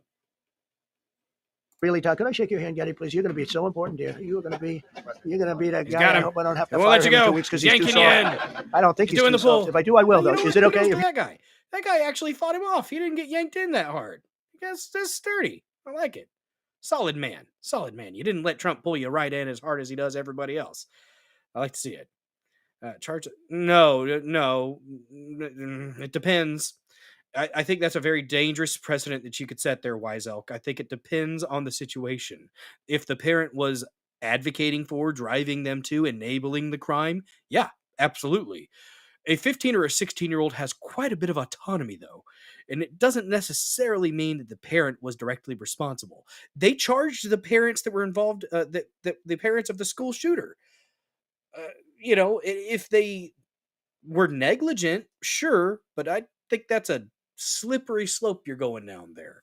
If you can show that they contributed to that through negligence or through shitty parenting, okay. But just automatically blanket charge the parents anytime a teenager does a shitty thing. I don't know. I don't like that. I don't like that. If you're soft, weak, and pathetic, like so many people, I will fire you so fast. You're not going to have to worry about that. No, I think you can do a fantastic job. And everybody in this room, they may not express it, but they all want that to happen. They want to be safe, and their families too. So it's an honor to have such a large group. I've done this for years now. Hard to believe. I've never seen this room so packed. In fact, I'm sure it's a violation of every fire code. But we'll let you stay anyway. You're taking a chance. Hey, got him a chuckle. And with that, we'll say maybe if you could. Oh wow. We could be here all day long. If we could keep the first questions perhaps to this subject, and then we'll go into a few others. Please. Mr. President, thank you so much. Can you talk about how personal of an issue this is? So we talked about flying over the Washington Monument and seeing the pride of what D.C. is. And do you believe that the status of the city, the cleanliness, the way the crime is low, is a direct reflection on how the country is run? Yeah, I do. I think the Capitol, look, everyone It'd have to comes be a here. They're case-by-case all coming. basis, Wise All Elk. the leaders. I'm not going to They're all blanket wanting approach to something come. like that. And I say it, I've said it again, but I'm really just quoting other leaders from I NATO, feel you, from though. the Middle East, I understand from what Saudi you're. Arabia, I understand. Qatar, UAE. I was over there. We brought back $5.1 trillion of investment into our country. But I was a month and a half ago. I was at NATO. We had a great thing. I agreed to put up 5% instead of 2%. 2% they didn't pay. 5% is already paid. We had a great meeting, and they all said the same thing. They said our country was dead. They thought our country was gone. 1 year ago, they said your country was dead. And now you have the hottest country anywhere in the world. We're the hottest country in the world right now. The tariffs have helped. It's given us not only the money, it's billions, trillions of dollars. I'll take the stimmy check. Great I don't power care. over enemies. We solved 5 wars. I could use another $2,400. India with we just solved one. Azerbaijan and pay down the debt. There's that too. Pay down the debt. Help prices go down with that. That would be cool. As you know, in Armenia, war was raging for 37 years, and the 2 leaders got up and they said, "We never thought this would be solved." Russia tried to solve it. They all tried to solve it. It was a very tough situation, but we got it done. And I said to the 2 men, I said, "Are you guys friends?" And they had a hard time. They've been killing each other for 37 years. Azerbaijan. One was there 5 years. One was there for 22 years. He said, "My whole life I've been fighting this war, and you got it solved." But we did many of those. We did in the Congo and Rwanda. That's been going on for 30 years. 8 to 9 million people killed that they know of, but it was raging, and we got that solved. We got a lot of them done. It's a great honor. But you want to have, when they come, the leaders come to our country to sign documents that the war is over or whatever, or for other reasons. They come for trade. And you want them to come through so beautifully. You ride down those roads, everything should be perfect. You shouldn't have medians falling down into the roadway. Median, the metal things that are always, somebody had a great lobbyist, because I've never seen them look good. I've been looking at those things with the little red. They're always broken, bad. But here they're really bad. And we're going to either put new or fix it. And it's not expensive. It's not really expensive. And we're going to fix our roads a little bit. We're going to clean up our sidewalks. You have countries where every Saturday, the people go out and they wash their sidewalks in front of their stores or their houses. They scrub their sidewalks. So we aren't quite at that level yet. I don't think, Daddy, we're not quite there yet, but maybe we will. They go out and they scrub. I think it's so beautiful to hear that and to see those areas. But we're going to make it clean. But just to finish with your question, it's a very, very strong reflection of our country. And when they see a bad city, my father always used to tell me, I had a wonderful father, very smart. And he used to say, "Son, when you walk into a restaurant and you see a dirty front door, don't go in. Because if the front door is dirty, the kitchen's dirty also." Same thing with the Capitol. If our Capitol is dirty, our whole country is dirty, and they don't respect us. So it's a very good question, actually. I want a dirty Capitol. Question for you. No. Do you expect more cities to follow DC's path if this goes through? So the idea is that Chicago, LA, San Francisco, would they expect similar action to what we've seen in DC? Any other questions, sir? There's reporting that the administration is going to reclassify marijuana. Would that send mixed messages that marijuana is okay, some drugs are okay, but we're trying to clean up crime? I'm going to slow this down for a second so we can get I want time spent on this one. This is an interesting topic. This kind of carries over from the first topic Saturday. We talked about this first on the decompress stream, but you know what? I figured it kind of fit into the vibe. They go hand in hand. We're only looking at that. That's early, but somebody reported it, which is fine. We're looking at it. Some people like it. Some people hate it. Some people hate the whole concept of marijuana because if it does bad for the children, it does bad. Don't let kids smoke marijuana then! Fucking Christ! Nobody's saying that kids should smoke it! Ugh! Ugh! For people that are older than children, but we're looking at reclassification, and we'll make a determination over the next few weeks. And that determination hopefully will be the right one. It's a very complicated subject, the subject of marijuana. I've heard great things having to do with medical, and I've had bad things having to do with just about everything else. But medical and, for pain and various things, I've heard some pretty good things. But for other things, I've heard. Look at psilocybin too. Look at the psychedelics. We need to get psychedelics on the medical use as well. There's some very interesting research into psychedelics when it comes to depression and anxiety. Some people with some serious post-traumatic stress disorder and stuff like that, used under proper dosage and stuff like that. There is some interesting research, but it's hard to do research on stuff when there's no medical use recognition, and that's what part of addressing the scheduling issues with like marijuana and others like psychedelics could be quite beneficial. I forgot the name of the ibogaine, I think, is another one that you got to go down to Mexico for. I know Sean Ryan was talking about that, but yeah, happy Monday. Fuck marijuana and fuck YouTube and fuck California and fuck you too. Well, dang, Yanni Fangs, getting aggressive, man. Got you fired up. Was it the talk of the devil's lettuce? Got you fired up? Some pretty bad things. The other part of your question, I mean, we're just going to see what happens with it all. We're going to have a tremendous success in what we're doing.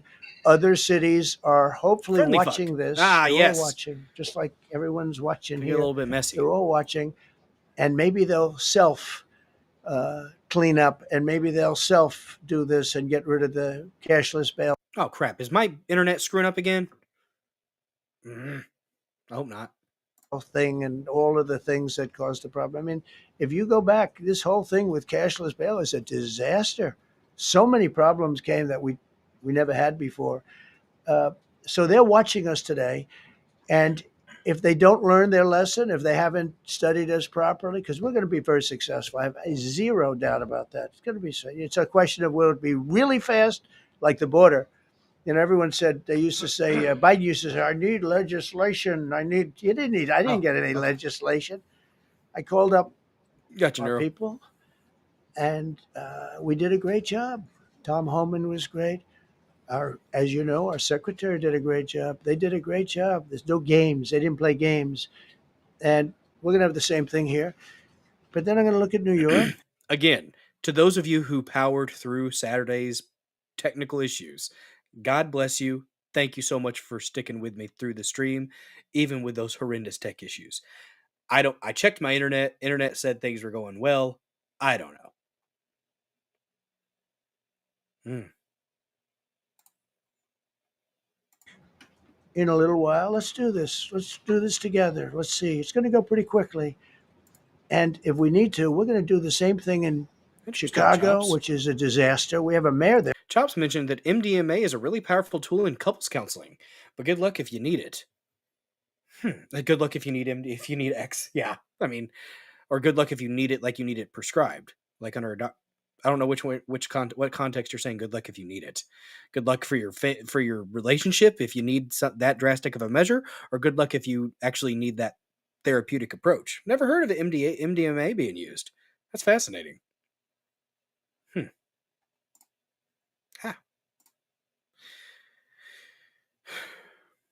Who's totally incompetent. He's an incompetent man. And we have an incompetent governor there. Pritzker's an incompetent. His family threw him out of the business, and he ran for governor. And now I understand he wants to be president. But I noticed he lost a little weight, so maybe he has a chance. You know, you never know what happens. But Pritzker's a gross incompetent guy, thrown out of the family business. But when I look at Chicago and I look at L.A., if we didn't go to L.A. 3 months ago, L.A. would be burning like the part that didn't burn. If he would have allowed the water to come down, which I told him about in my first term, I said, you're going to have problems. Let it come down. We actually sent in our military to have the water come down into L.A. They still didn't want it to come down after the fires. But that was it. We have it coming down. But hopefully L.A. is watching. That mayor also. The city's burning. They lost like 25,000 homes. I went there the day after the fire. You were there.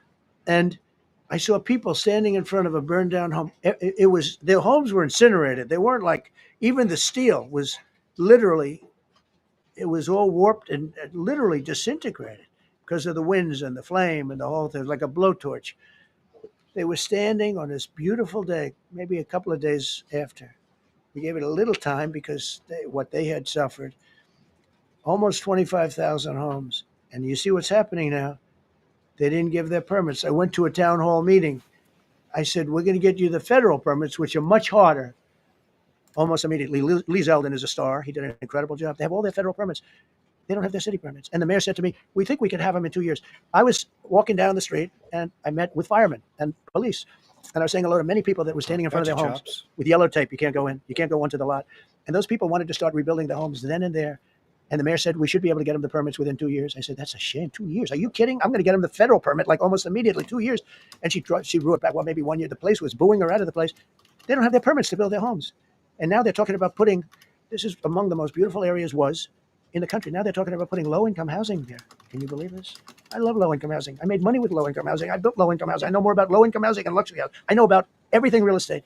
They want to replace some of those homes with low-income housing. They haven't gotten their permits yet. We've gotten all the federal permits, which are much tougher to get. And it was done almost immediately through Lee Zeldin and Federal Environmental. And I watched the other day, those people are angry. And now, you know, they had tremendous, they love that area. They loved the whole big area, different places, but they loved it. It was all luxury stuff and beautiful stuff. And some wasn't that luxury, but the level of love for that neighborhood, their neighborhoods was incredible. And you know what? I watch people on television. They want to go. They want to leave. They've lost their spirit. They've lost their heart because the mayor's incompetent, and Gavin Newsom is incompetent. Got a good line of bullshit, but that's about it. He's incompetent. And you have Los Angeles is, it's amazing. I called the first thing I did. I got the Olympics to go there. I was the one that got it. And by a rare thing that happened, I'll be the president. I was very upset because I got the Olympics there, and I said I won't be president when it comes. But bad things happened, and illegal things happened. Really illegal things happened. Now it turns out one good thing was I'm going to be the president for the Olympics for 2050, for 250, which is going to be fantastic, and also for the World Cup. So we have a lot of good things, and I hope 250 is going to be the 250th anniversary is going to be the best. But when I looked at those people, and I saw last night on television that they still don't have their permits, it's a disgrace what's happened to us. Thank you. The China tariff deadline is tonight, but do you plan to extend that? We'll see what happens. China's been, we've been dealing very nicely with China, as you probably have heard. They have tremendous tariffs that they're paying to the United States of America. And we'll see what happens. They've been dealing quite nicely. The relationship is very good with President Xi and myself. You mentioned your upcoming with President Putin. Yeah. Tell us what you hope to get out of Anything says if Pritzker runs for president, I'll run for cover. That big motherfucker doesn't run anywhere. Just going to go ahead and say that.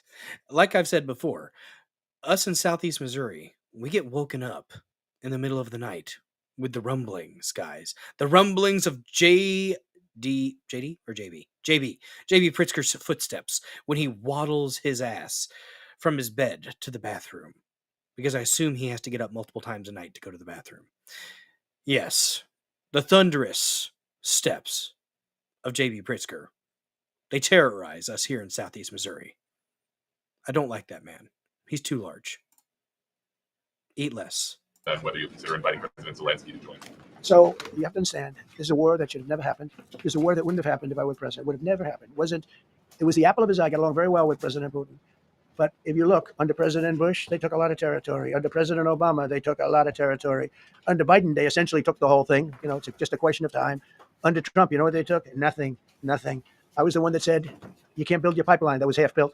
I came in, I stopped the pipeline. It's called Nord Stream 2. Nobody knows that. Nobody ever heard of Nord Stream 2. You might have not even heard of it. Biggest pipeline in the world. I stopped it. I was not a friend of Russia, but I got along well with Putin. It's always good to get along with other countries if possible, but that doesn't mean you roll over like Biden did. Biden came in and he immediately approved the pipeline. I couldn't believe it. Then they say Trump wasn't tough on Russia. I was the toughest. Putin said, if you're not tough, I would hate like hell to see you. I stopped the biggest economic development job, the biggest job that Russia had ever built. I stopped it. It was dead. And this low IQ president came in and he let them build a pipeline and supply oil and gas all over Europe, So this is really a feel-out meeting a little bit. And President Putin invited me to get involved. He wants to get involved. I believe he wants to get it over with. Now, I've said that a few times. And I've been disappointed because I'd have like a great call with him and then missiles would be lobbed into Kiev or some other place and you'd have 60 people laying on a road dying. I said, that's cold. But it's a violent war. 5,000 to 7,000 people a week are dying. And there's nobody from here. They're all Russian and Ukrainian people and some people from the cities, much smaller number, but still those missiles do damage and they kill a lot of people, but mostly soldiers. And they're young soldiers, although in the case of Ukraine, they're getting much older. They're drafting 60-year-olds now. It's a terrible thing to witness. And I think I have an obligation. Look, this is Joe Biden's war. This is not my war. I made a deal with NATO. You're making it your war by continuing to send weapons. I'm not happy with this. This is Biden administration policy that he's been demonstrating with Ukraine recently. The fact that he's willing to meet with Putin, though, is not Biden administration policy. And I like that. Because it needs to end. We don't need to have a damn thing to do with it. I don't even want us selling weapons to them. Just don't. Wash our hands of it. You guys have your own little dispute.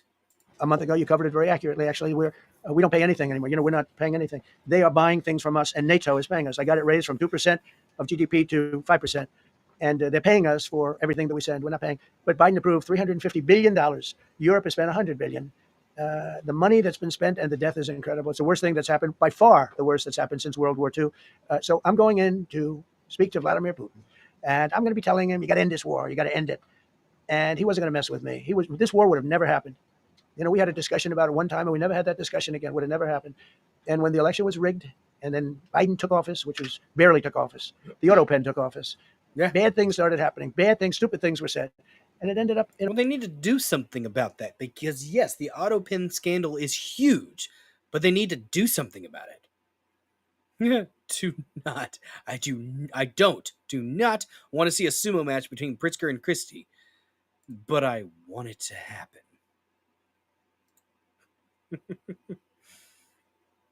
the war. And the big, and I don't believe this will happen anymore because I have that pretty well covered.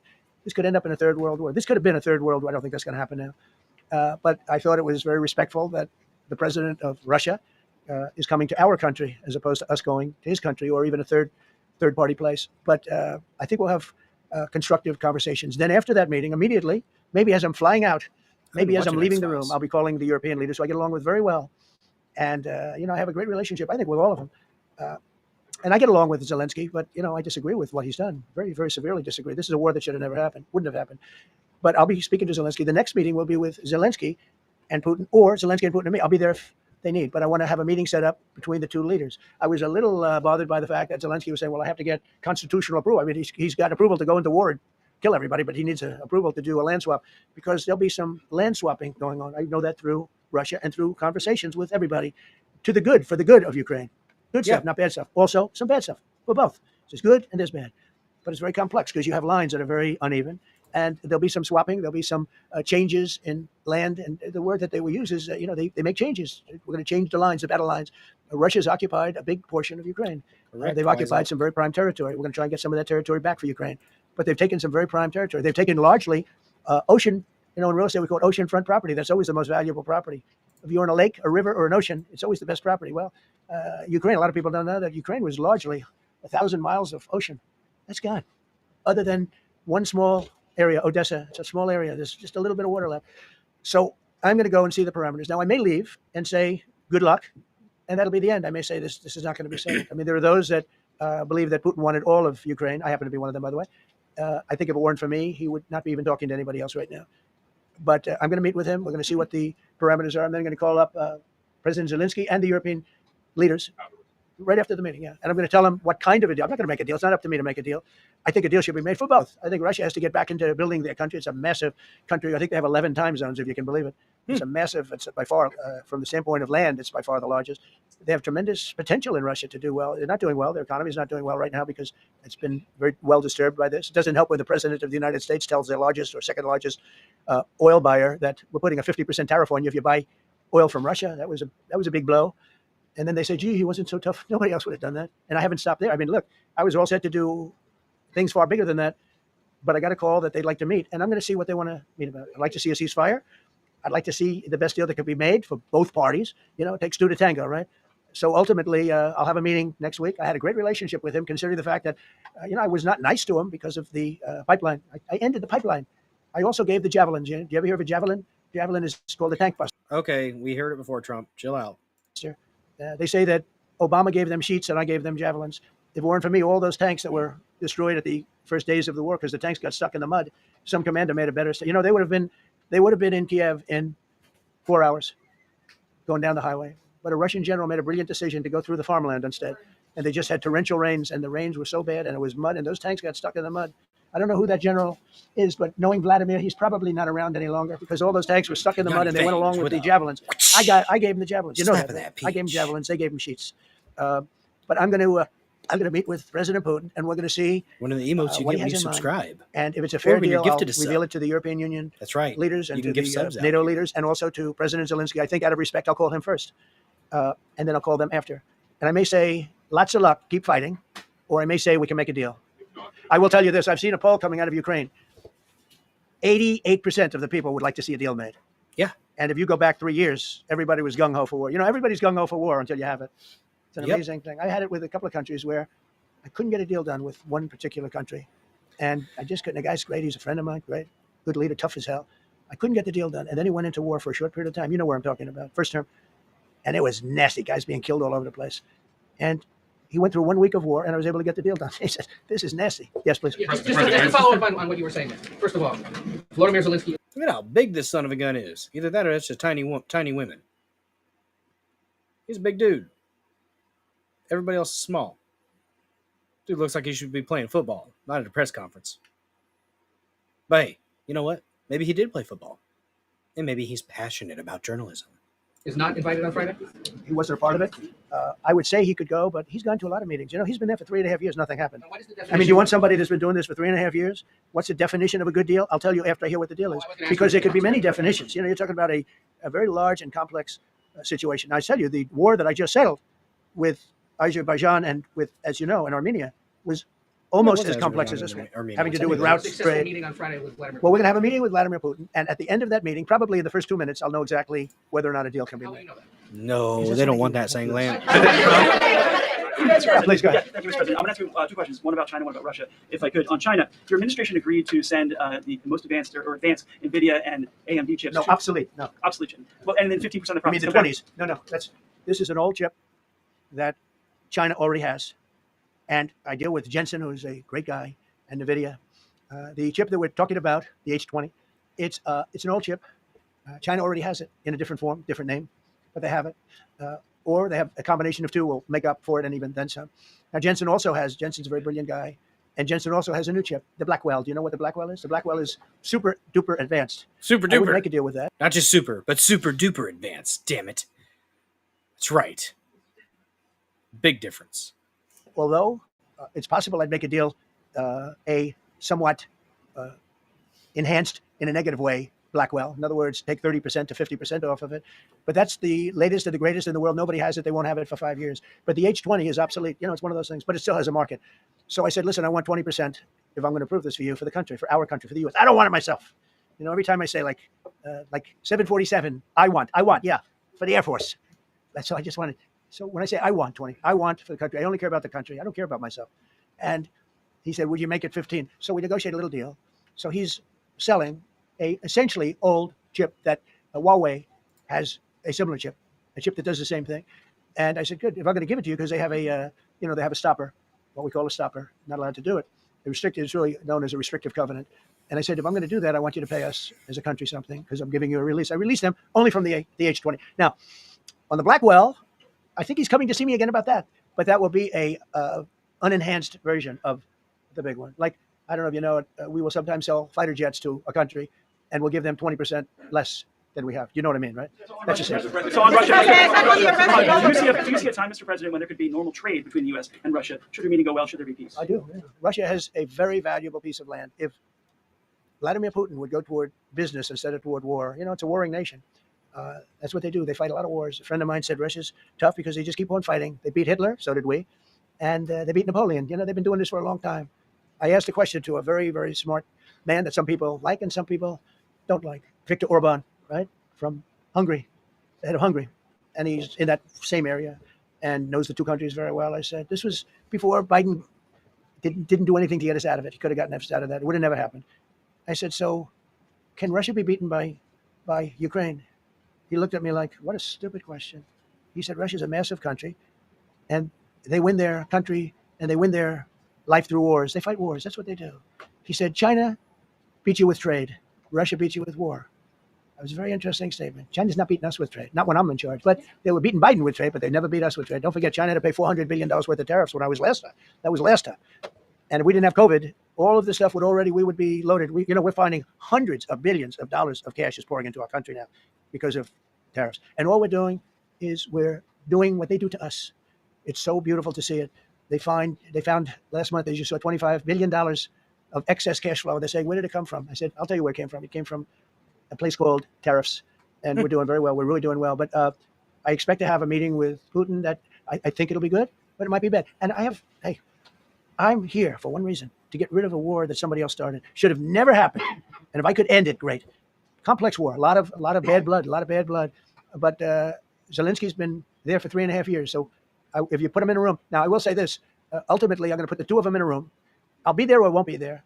And I think it'll get solved. Yeah, please do. Thank you, Mr. President. Excuse me, I'm going to suggest, because do you have any other questions on DC? Because I don't want them to be, wait. These are incredible people. I don't want them to be standing up here on subjects. Does anybody have a question of them? And then you guys can leave. Okay, a question, Brian, go ahead. Thank you, Mr. President. All right. And by the way, this is only on DC, and then they're going to leave because it's unfair to have them stand up here all day long. I agree. Brian. I've got two questions for you. First, about DC. This is personal for me as well. Last year, I was robbed on the streets by one of these teenage thugs. Had a gun, got away with it. Let's talk about the effort that between law enforcement, prosecutors, and judges, because it's a recycling belt. Like, these kids go, they don't fear the police. They know. If you talk about how we've got to get these judges and put these kids behind bars, right. Adult crimes deserve adult penalties. And my second question, I'll after you answer that, please. want me to answer? Whoever wants to. Okay, it's real. Do you want me to answer? Nah, she's ready. Here's the She's problem. she's champing at the bit. Get him, Judge. Assuming that they're 17 years older than 17 years old, I can get the case. If they're under 18 years of age, I can only get the case if it's murder, rob one, rape, even if they shoot a gun but don't kill you, I can't get it. So the law has to be changed. As the president said, cashless battle. That has to be changed. All right. Then, even assuming I get the case, I get jurisdiction, I get a conviction, the D.C. Council has given the judges the ability to give probation on shootings. And so then it's up to them. All of these things, the Youth Rehabilitation Incarceration Reduction Act, and now they want to seal records. So if we work hard, we get a conviction, they want to wipe it out. So that needs all to be changed. Okay, Mr. Question. Pam, would you answer that? Yeah, and just back to that topic. Let's be clear, though. We're going to charge them, and we're going to track every single thing they do throughout every step of the court process and report back to you and let all of you know what's happening to them. Because the people who are prosecuting them, the judges who are trying them, they also need to be held accountable. It is changing. This is the most people we've ever seen in this briefing. I've never seen ever, right? I've never seen any. Where's Caroline? Where's my superstar? Caroline. Is Caroline in the back? Where's Caroline? Come here, Caroline. Come here, Caroline. Come here. Is she doing a good job, by the way? Come here. Is this the largest crowd that you've ever seen? This is definitely the most packed briefing, and I think all of you would agree. I think it's why we need to build a ballroom. All right, Brian, go ahead. The question is this. You're building the big, beautiful ballroom. Could we build a big, beautiful briefing room? Yes. Technology, No. more seats. I don't want to do that. I don't want you to be comfortable. So even here's the thing that I do like about it. He's working the room even with the hostile individuals in the room, and they're actually getting entertained. They actually are laughing a little bit. So that is kind of cool. I do admire the way he can work a room. He's a manipulator, but it works. no, I don't want to make life comfortable. So look. Let's just do this. Let's do this. It's going to be a big thing. We're going to Russia. That's going to be a big deal. What happens. They're going to Russia. Are they going to Russia or are they going to Alaska? I thought it was going to be in Alaska. Is he traveling to Russia? That's he keeps saying we're going to Russia. You mean going to talk with Russia? We have an article about it here in a second. We'll get to the specifics, hopefully. I'll let you know what happens. You'll be the first to know. I'll be calling the European leaders. I'm going with totally. I mean, we have a lot of talks. They're great people. They're great leaders, actually. And they want to get back. Honestly, as one of them said, I've OD'd on trying to settle Ukraine. They've OD'd, meaning they've overdosed on the settlement of Ukraine. Not a nice expression, but boy, is it accurate. They're tired of it. They want to get back to spending money on their countries. You know, Biden gave them $350 billion. Europe gave $100 billion. It should be much more than that. Shouldn't have been that kind of. They should have had equalization. It's been a proxy war. They wouldn't have been able to do a damn thing if it wasn't for it's been a world war, guys. That's what it's been. You got all these other countries not necessarily directly involved militarily, but we're throwing them the damn resources. We're throwing them the money. It's multiple countries involved in going after one country. It's pretty much a world war. It's just been tamer, I guess. Yeah, but they didn't. But you know what? Still a lot of money. Contained. They want to get back to building their own countries. They really want it resolved. My relationship with the European leaders, as you saw, is extremely good. It's perfect. It's beautiful. Wait. And we're going to try. I'll be in touch with them. I have 5 of them call me. You think it's easy? There are a lot of European leaders, but they rely on me. Very much rely on me. If it wasn't for me, this thing would never get solved until the last person breathing is dead. I'm talking to them right now. So I'm talking to the European leaders. I'll be talking to President Zelensky. I'm going to get everybody's ideas. I go into that thing fully loaded right up there, and we're going to see what happens. Now, I think one of two things is going to happen. It's going to be a good meeting, and we'll go a step further. We'll get it done. I'd like to see a ceasefire very, very quickly. Very quick. I'd like to see it immediately, but I'd like to see it very quickly. And we're going to be dealing with the European leaders, and we're going to be dealing with President Zelensky, and hopefully we're going to have a great success. As far as what we did today, and I think you were here for D.C. more so than even Russia, because Russia will be, we have a couple of days to go, but the Russia is going to be very interesting. But to me, what is very exciting, and we're going to take back our capital. We're going to make it beautiful again, but we're going to make it, more importantly, safe again. It's going to be so safe. It's going to be a model. And then we'll look at other cities also. But other cities are studying what we're doing. And you have some capable people in other cities. They can do it too. But we have a great group of professionals. We're going to have a safe, beautiful capital, and it's going to happen very quickly. Thank you all. Thank you all very much. Well, there you go. There that was. I think it was worth watching. I do think it was actually worth watching. There's points that I agree with, points that I disagree with, but for the most part, yeah, I'm okay with the federal government coming in and federalizing DC and actually taking care of the criminals and holding people accountable and looking at the judicial process to make sure that things are actually being done the correct way.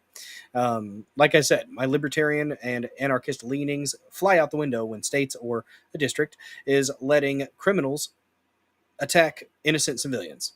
If they are not protecting the innocent civilians, and if the civilians aren't allowed to form a militia to defend themselves, then yes, I'm okay with the federal government coming in and crushing the criminals.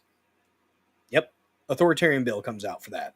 Now, of course, it could be a double-edged sword. If the federal government doesn't want to relinquish authority after the criminals are under control, that's a problem. So, could go both ways. We'll see. We'll see. YSL, that's what it's been. That is what our government has been doing. Here's double speak. Make peace. Here's some weapons. End the war. Here's some bombs. You're right. But that's been the damn thing. It's the Hegelian dialectic. Continues. It persists. Over and over and over again. As I've said before, and I'll say it again, the gears of war must be lubricated by the blood of the innocent. Some weird type of demonic ritual. I don't know. I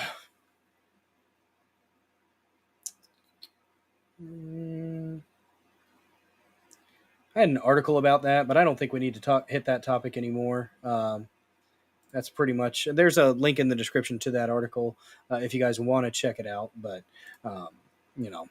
speaking of Russia, though, guys, it's a lengthy press conference, but we made it through.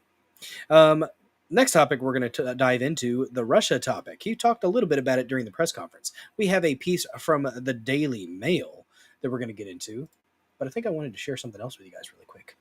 Let me see if I can find it. Where did it go? Huh. Oh, shoot. Whoa. X is doing crazy stuff. Would you stop? All right. Here's an interesting space thing for you guys before we get into the Russia topic. There's a lady golfing. Just a lady about to golf. She's just there to look pretty, not say anything interesting. Did you know that Buzz Aldrin, the second man to go to the moon, has said multiple times that he never went there? I remember my parents waking me up and we went down and we watched you guys land on the moon. No, you didn't. What? Because there wasn't any television. There wasn't anybody taking a picture. You watched animation. Now with that, he said you didn't watch me go to the moon. In that clip, he didn't say we didn't go to the moon. I'm gonna go ahead and point that out. Because the footage was lost, apparently. They had to shoot most of the footage in the desert. That's weird. I think if you went to the moon, you'd be like, yeah, that was me. Would he been to the moon in such a long time? That's not an 8-year-old's question. That's my question. I want to know, but I think I know. Because we didn't go there, and he literally did just say it there, though. Is it dementia? I don't know, guys, but Buzz Aldrin literally just said that they didn't go to the moon. Why is this a thing? Why is Buzz Aldrin saying they didn't go to the moon?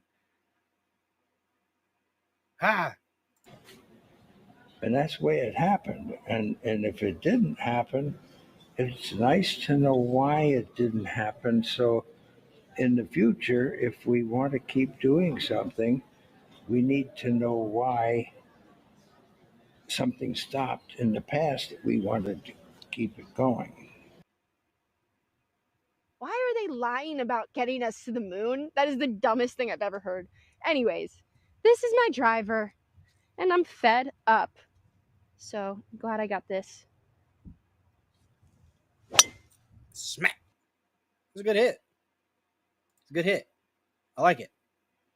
I like it a lot. Here's a throwback. Harrison Smith. From a couple years ago, I think.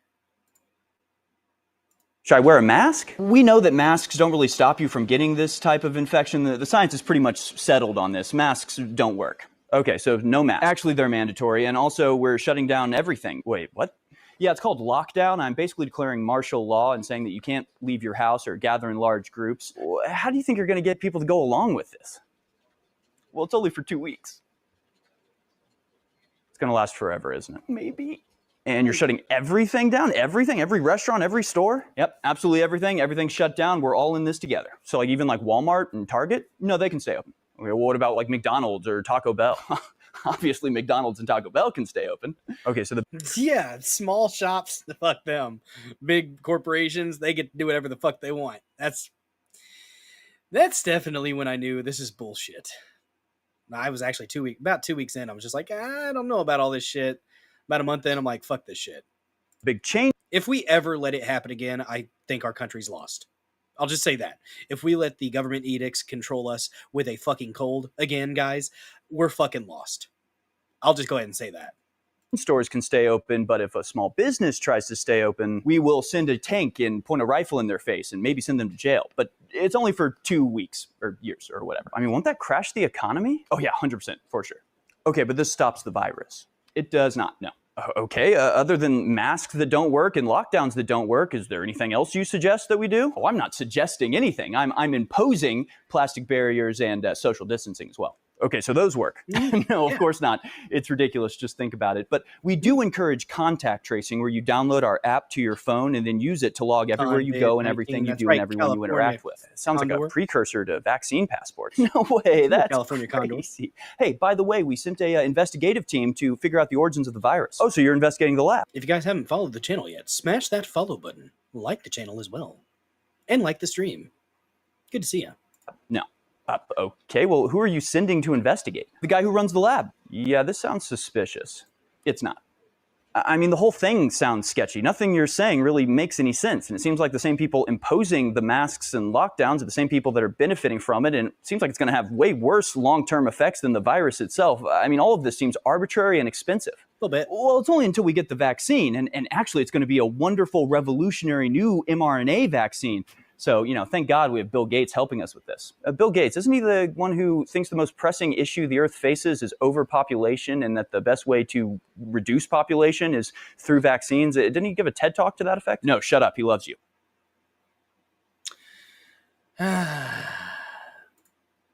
Yeah. The good old times.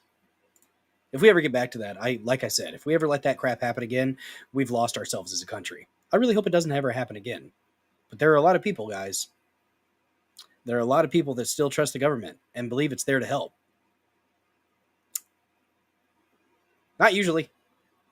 Not usually. This sounds suspicious. It's not. Exactly. All right, let's get into the next topic here. They were talking about it, Trump and the media were talking about it in the press conference. Let's get into an article from the Daily Mail. From a few days ago. Donald Trump confirms Putin is flying to U.S. soil for showdown meeting. Okay, well, so they're flying. So he's not going to Russia. They're going to Alaska, possibly? I think it's Alaska. I don't know. We'll see. Yeah, right there. It's what it says. Look at that. Reading the article and stuff. This is from the Daily Mail by Charlie Spearing, U.S. political reporter, and Samantha Rutt, U.S. trainee reporter. Aha!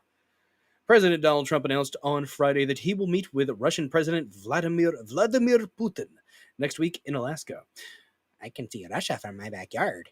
The president broke the news on his Truth Social media platform. That is just Trump's blog. I don't like Truth Social, to be honest with you.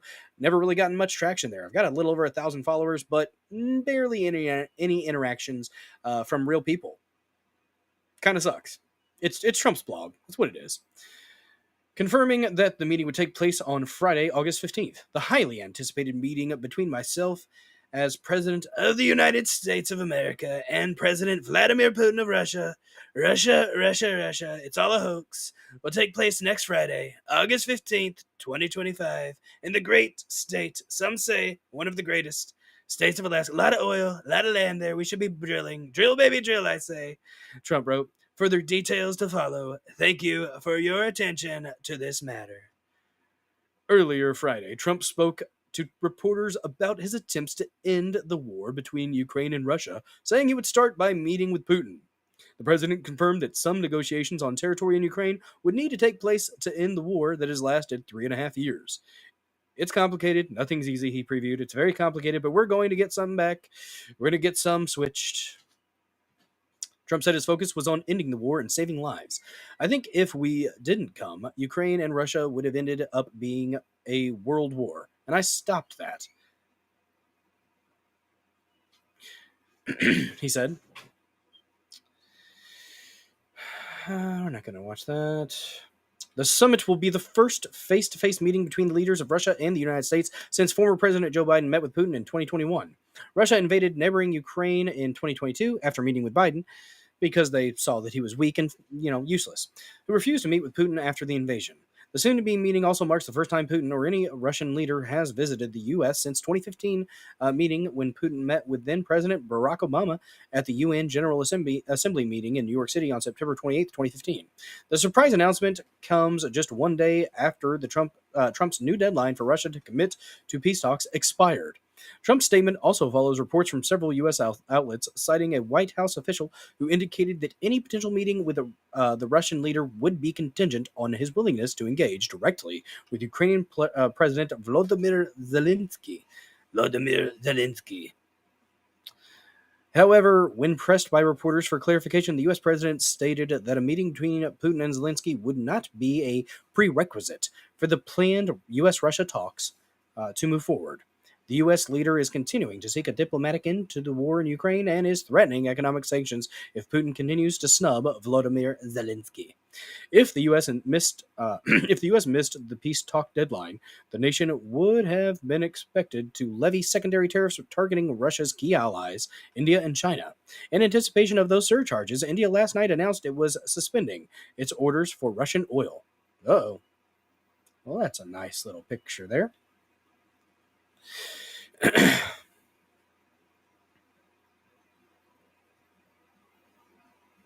The move would deprive the Kremlin of billions in oil revenues to bankroll its occupation and bombardment of Ukraine. When asked about the deadline, Trump said it was up to Putin. It's going to be up to him. We're going to see what he has to say. It's going to be up to him. Very disappointed. Posting on X, Zelensky said a ceasefire between Ukraine and Russia was still at the forefront of negotiations. He said, "We remain mindful of the need for a real ceasefire. Ukraine is ready for it, and there is been no clear public response from Russia yet."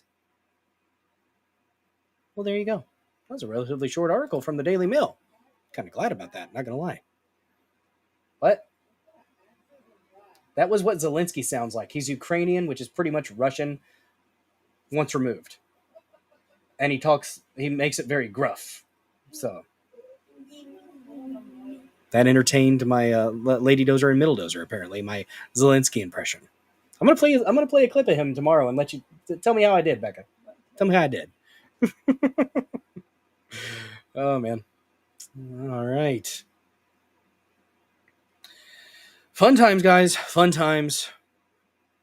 I think it's a good thing. I'm glad that we're seeing diplomacy. I'm glad that we're seeing this. We're shying away from the ukes. Yanni Fangs. I like that. It's a slur for the Ukrainians now. The ukes. YOOKS. I like that. I'm going to be using that from now on. Damn ukes, your money laundering and untold numbers of children disappearing. Anytime NATO gets involved, guys, kids disappear. Not a good thing. I would like less innocent, soldiers to be fed into the meat grinder. Speaking of meat, guys, if you haven't checked out BiltongUSA.com, check it out. Some more Wagyu. BiltongUSA.com. Use promo code DOZER for 10%. That's right, 10% off of your next order of this amazing product. Guys, Anton, King of Biltong, he's a South African immigrant. Okay? He came to this country with the very, very simple, pure dream of spreading his meat across the land. Guys, check out BiltongUSA.com. Biltong, it's what beef jerky wishes it could be. Okay? It just is. It's a delicious product. It is a cravings crusher. Guys, you can eat it warm. You can eat it room temperature. You can eat it cold. It is better at about room temperature or heat it up. Ooh, got a good little pinch there. Look at that. Look at that meat. It's the good stuff right there, the Wagyu.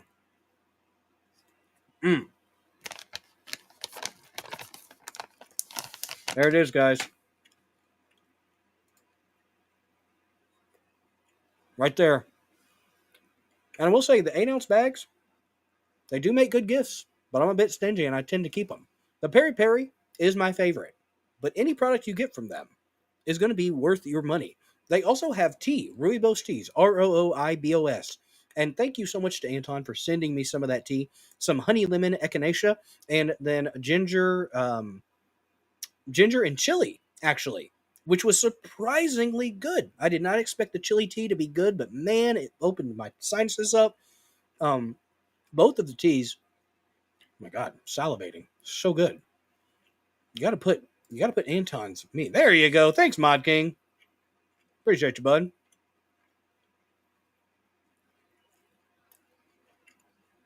That was a bigger bite than I anticipated. My bad.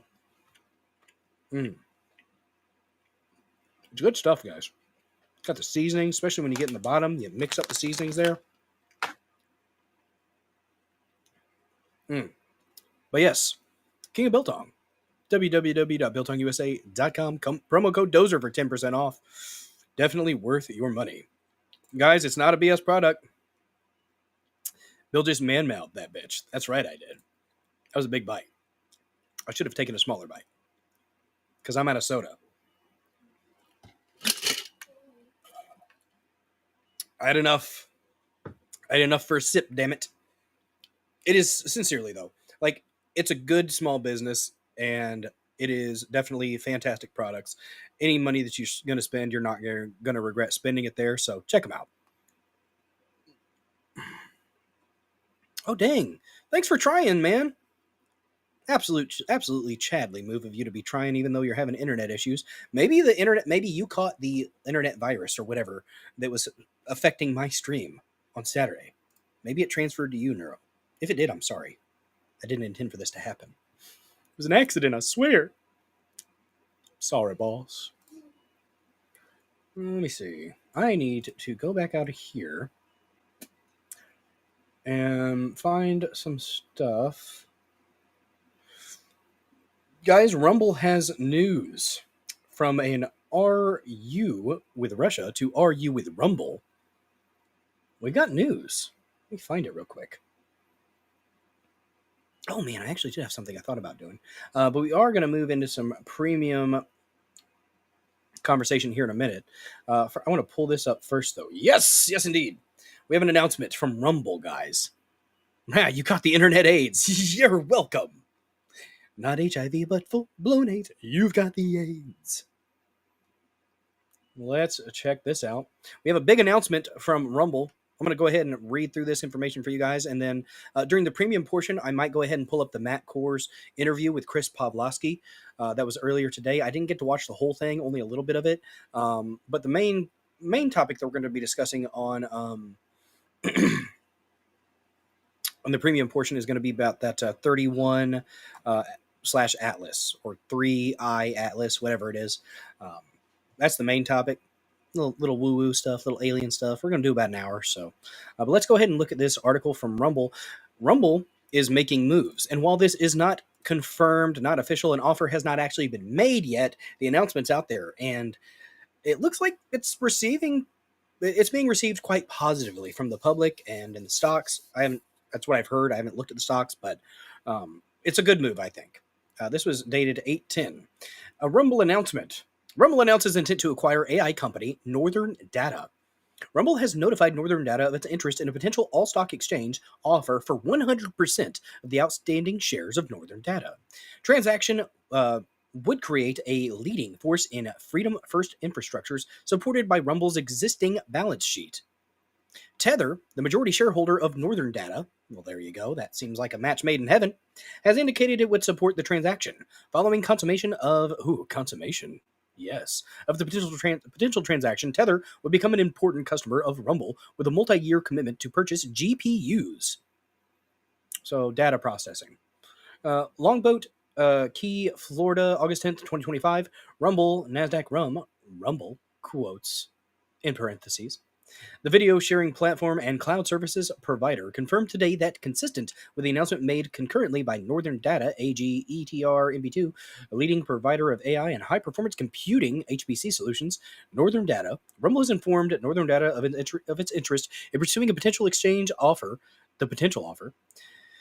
The shareholders of Northern Data would receive newly issued Class A shares of Rumble common stock in exchange for their Northern Data shares tendered in the potential offer. As indicated in its press release, Northern Data is willing to entertain further discussions with Rumble relating to the potential, ooh, it's green, offer. To the extent a transaction is consummated. That was a little much. I'm not sorry. Consummate. Hey, Harry Toe. Good to see you. Oh, wait. Let's see. Harry Toe for keeping me glued to Billy Boy. Missed a monthly payment, but you have my... Well, there you go. Wait,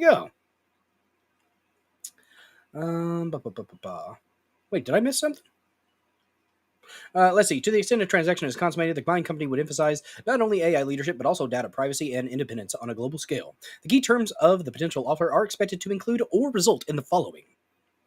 Each Northern Data shareholder that tenders its shares is expected to receive 2.319 newly issued Class A Rumble shares in exchange for each Northern Data share, with customary settlement mechanisms for fractional shares. The potential offer would result in approximately 33.3% total pro forma ownership in Rumble for Northern Data shareholders, assuming all outstanding Northern Data shares are tendered. The final exchange ratio would be determined following completion of confirmatory due diligence and negotiation with Northern Data, and is subject to adjustment for the potential sale of Northern Data's peak mining unit and related debt reduction referenced below. That would be expected to result in an increase to the exchange ratio noted above, together with potentially other balance sheet adjustments. And following completion of the potential offer, Tether is expected to become the single largest holder of Rumble's Class A common stock, with Chris Pavlovski, Rumble's chairman and CEO, continuing to own Rumble shares, representing a majority of the voting power of Rumble. Chris Pavlovski has indicated his support for the potential offer and would agree to vote via written consent all of his Rumble shares in favor of the transaction. Huh. Okay. Rumble's potential offer assumes that Northern Data's peak mining unit would be disposed prior to completion of a potential offer, with net proceeds from that transaction used to reduce existing loan that Tether has extended to Northern Data. Rumble's potential offer further assumes the remaining... So there's a lot of assume, potential, and maybe, and kinda, so it's very tentative right now. Very tentative. Thanks, Chops, for the support over there on Build.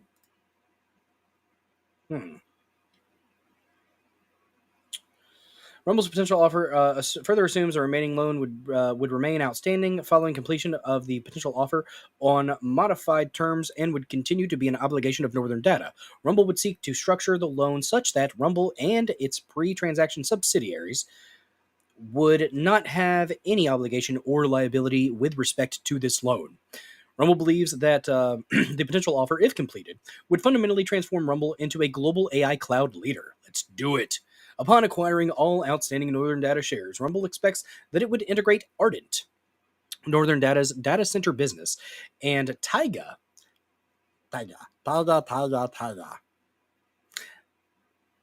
If you know that quote, then you know that that quote.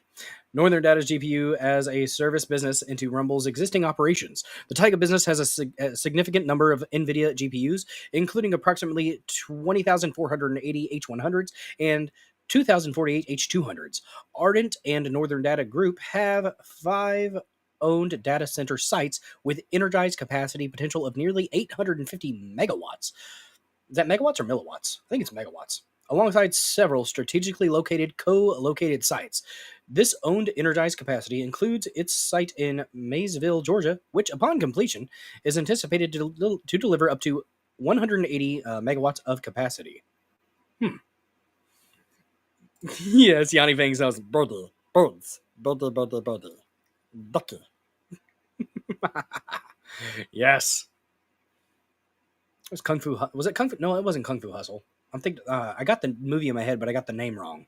Dang it. Oh, it might have been Kung Fu Hustle. Or Kung Pao Enter the Fist. It was Kung Pao Enter the Fist, I think. Yes. Oh, God. Should have brought my toothpick up here.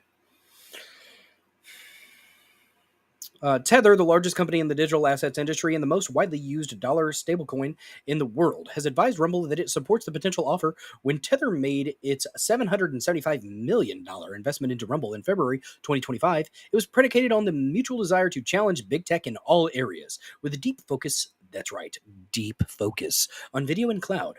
Tether has indicated that in connection with the potential offer, it would, subject to agreement of definitive documentation, commit to the following.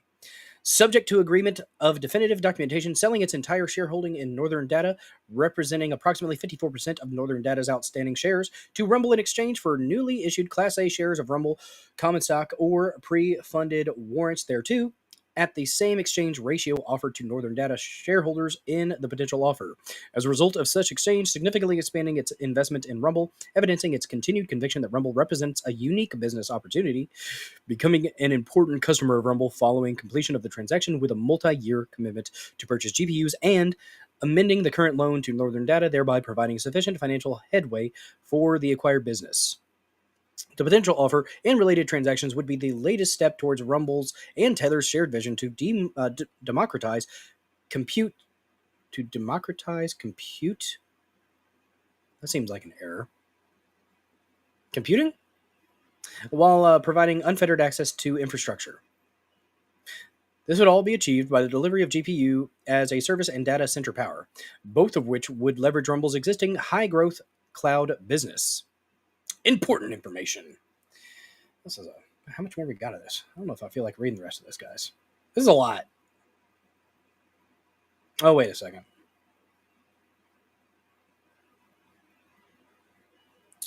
We might cap it off here and do premium. It was Kung Pao Enter the Fist. Yes. Yes. All right, guys. We're at 2.5 hours. We're gonna go ahead and probably finish this, and then maybe if not finish this, look up the interview between Chris Pavlovsky and Matt Kors that happened earlier today, and kind of watch that. Let them kind of talk about it in a little bit more conversational tone, because this is very, very technical. So we're going to go ahead and go to premium. Guys, if you don't have premium yet, go ahead and click that get premium button. You can get $9.99 for 1 month, or you can do $89 for the year with promo code studio. Let's check if that's actually an ad read. Do I want to do an ad read? I might. I don't see it though.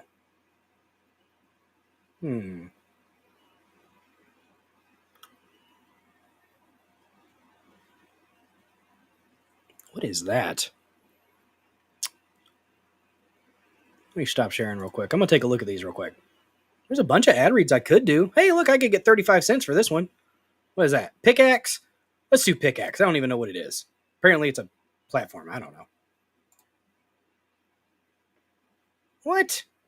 What do you mean offer does not match billing earnings? Do it again. You some bitch.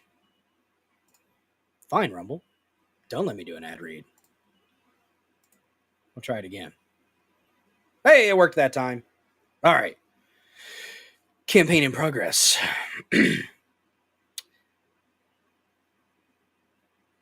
Quick pause real quick, guys. We're going to tell you a little bit about Pickaxe, the creator and user-first platform built for people, not algorithms. You know what big tech is up to? Data mining, bot-driven feeds, black box AI deciding who sees your work. Instead, Pickaxe hands you an algorithm-free chronological feed with native Rumble playback, auto-publishing of your live streams, free blue check verification, and full monetization control of your voice, your rules. Best of all, the web version is live right now, and their iOS and Android apps drop next month. Oh, big stuff going on for Pickaxe. On Pickaxe, your Rumble videos play seamlessly right in your feed, as if they were built into the platform. No embeds, no workarounds, just smooth, native playbacks. Even better, in beta now, creators can connect their Rumble channel to Pickaxe to automatically post live streams and videos, so your followers never miss a moment. So it's a social media platform. You can also write full articles directly on Pickaxe today. And later this year, you'll be able to blast them out as email newsletters with one click and build up your own email list for direct audience access.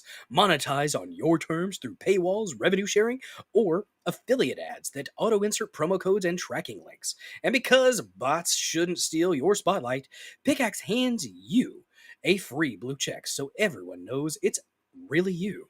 Pickaxe is building tech that builds up humanity. Algorithm free, noise free, human first.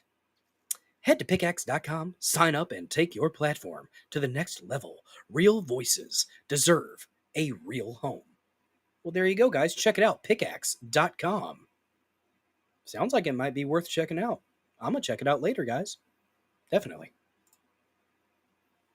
Well, there you go. Thanks for hanging with me through an ad read. Oh, what just happened there? Prefer Matlock. Oh, rest well, Yanni Fangs. The poor wall comes. Yes, the poor wall. Slamming down on everybody. Storm rolling in, bad internet.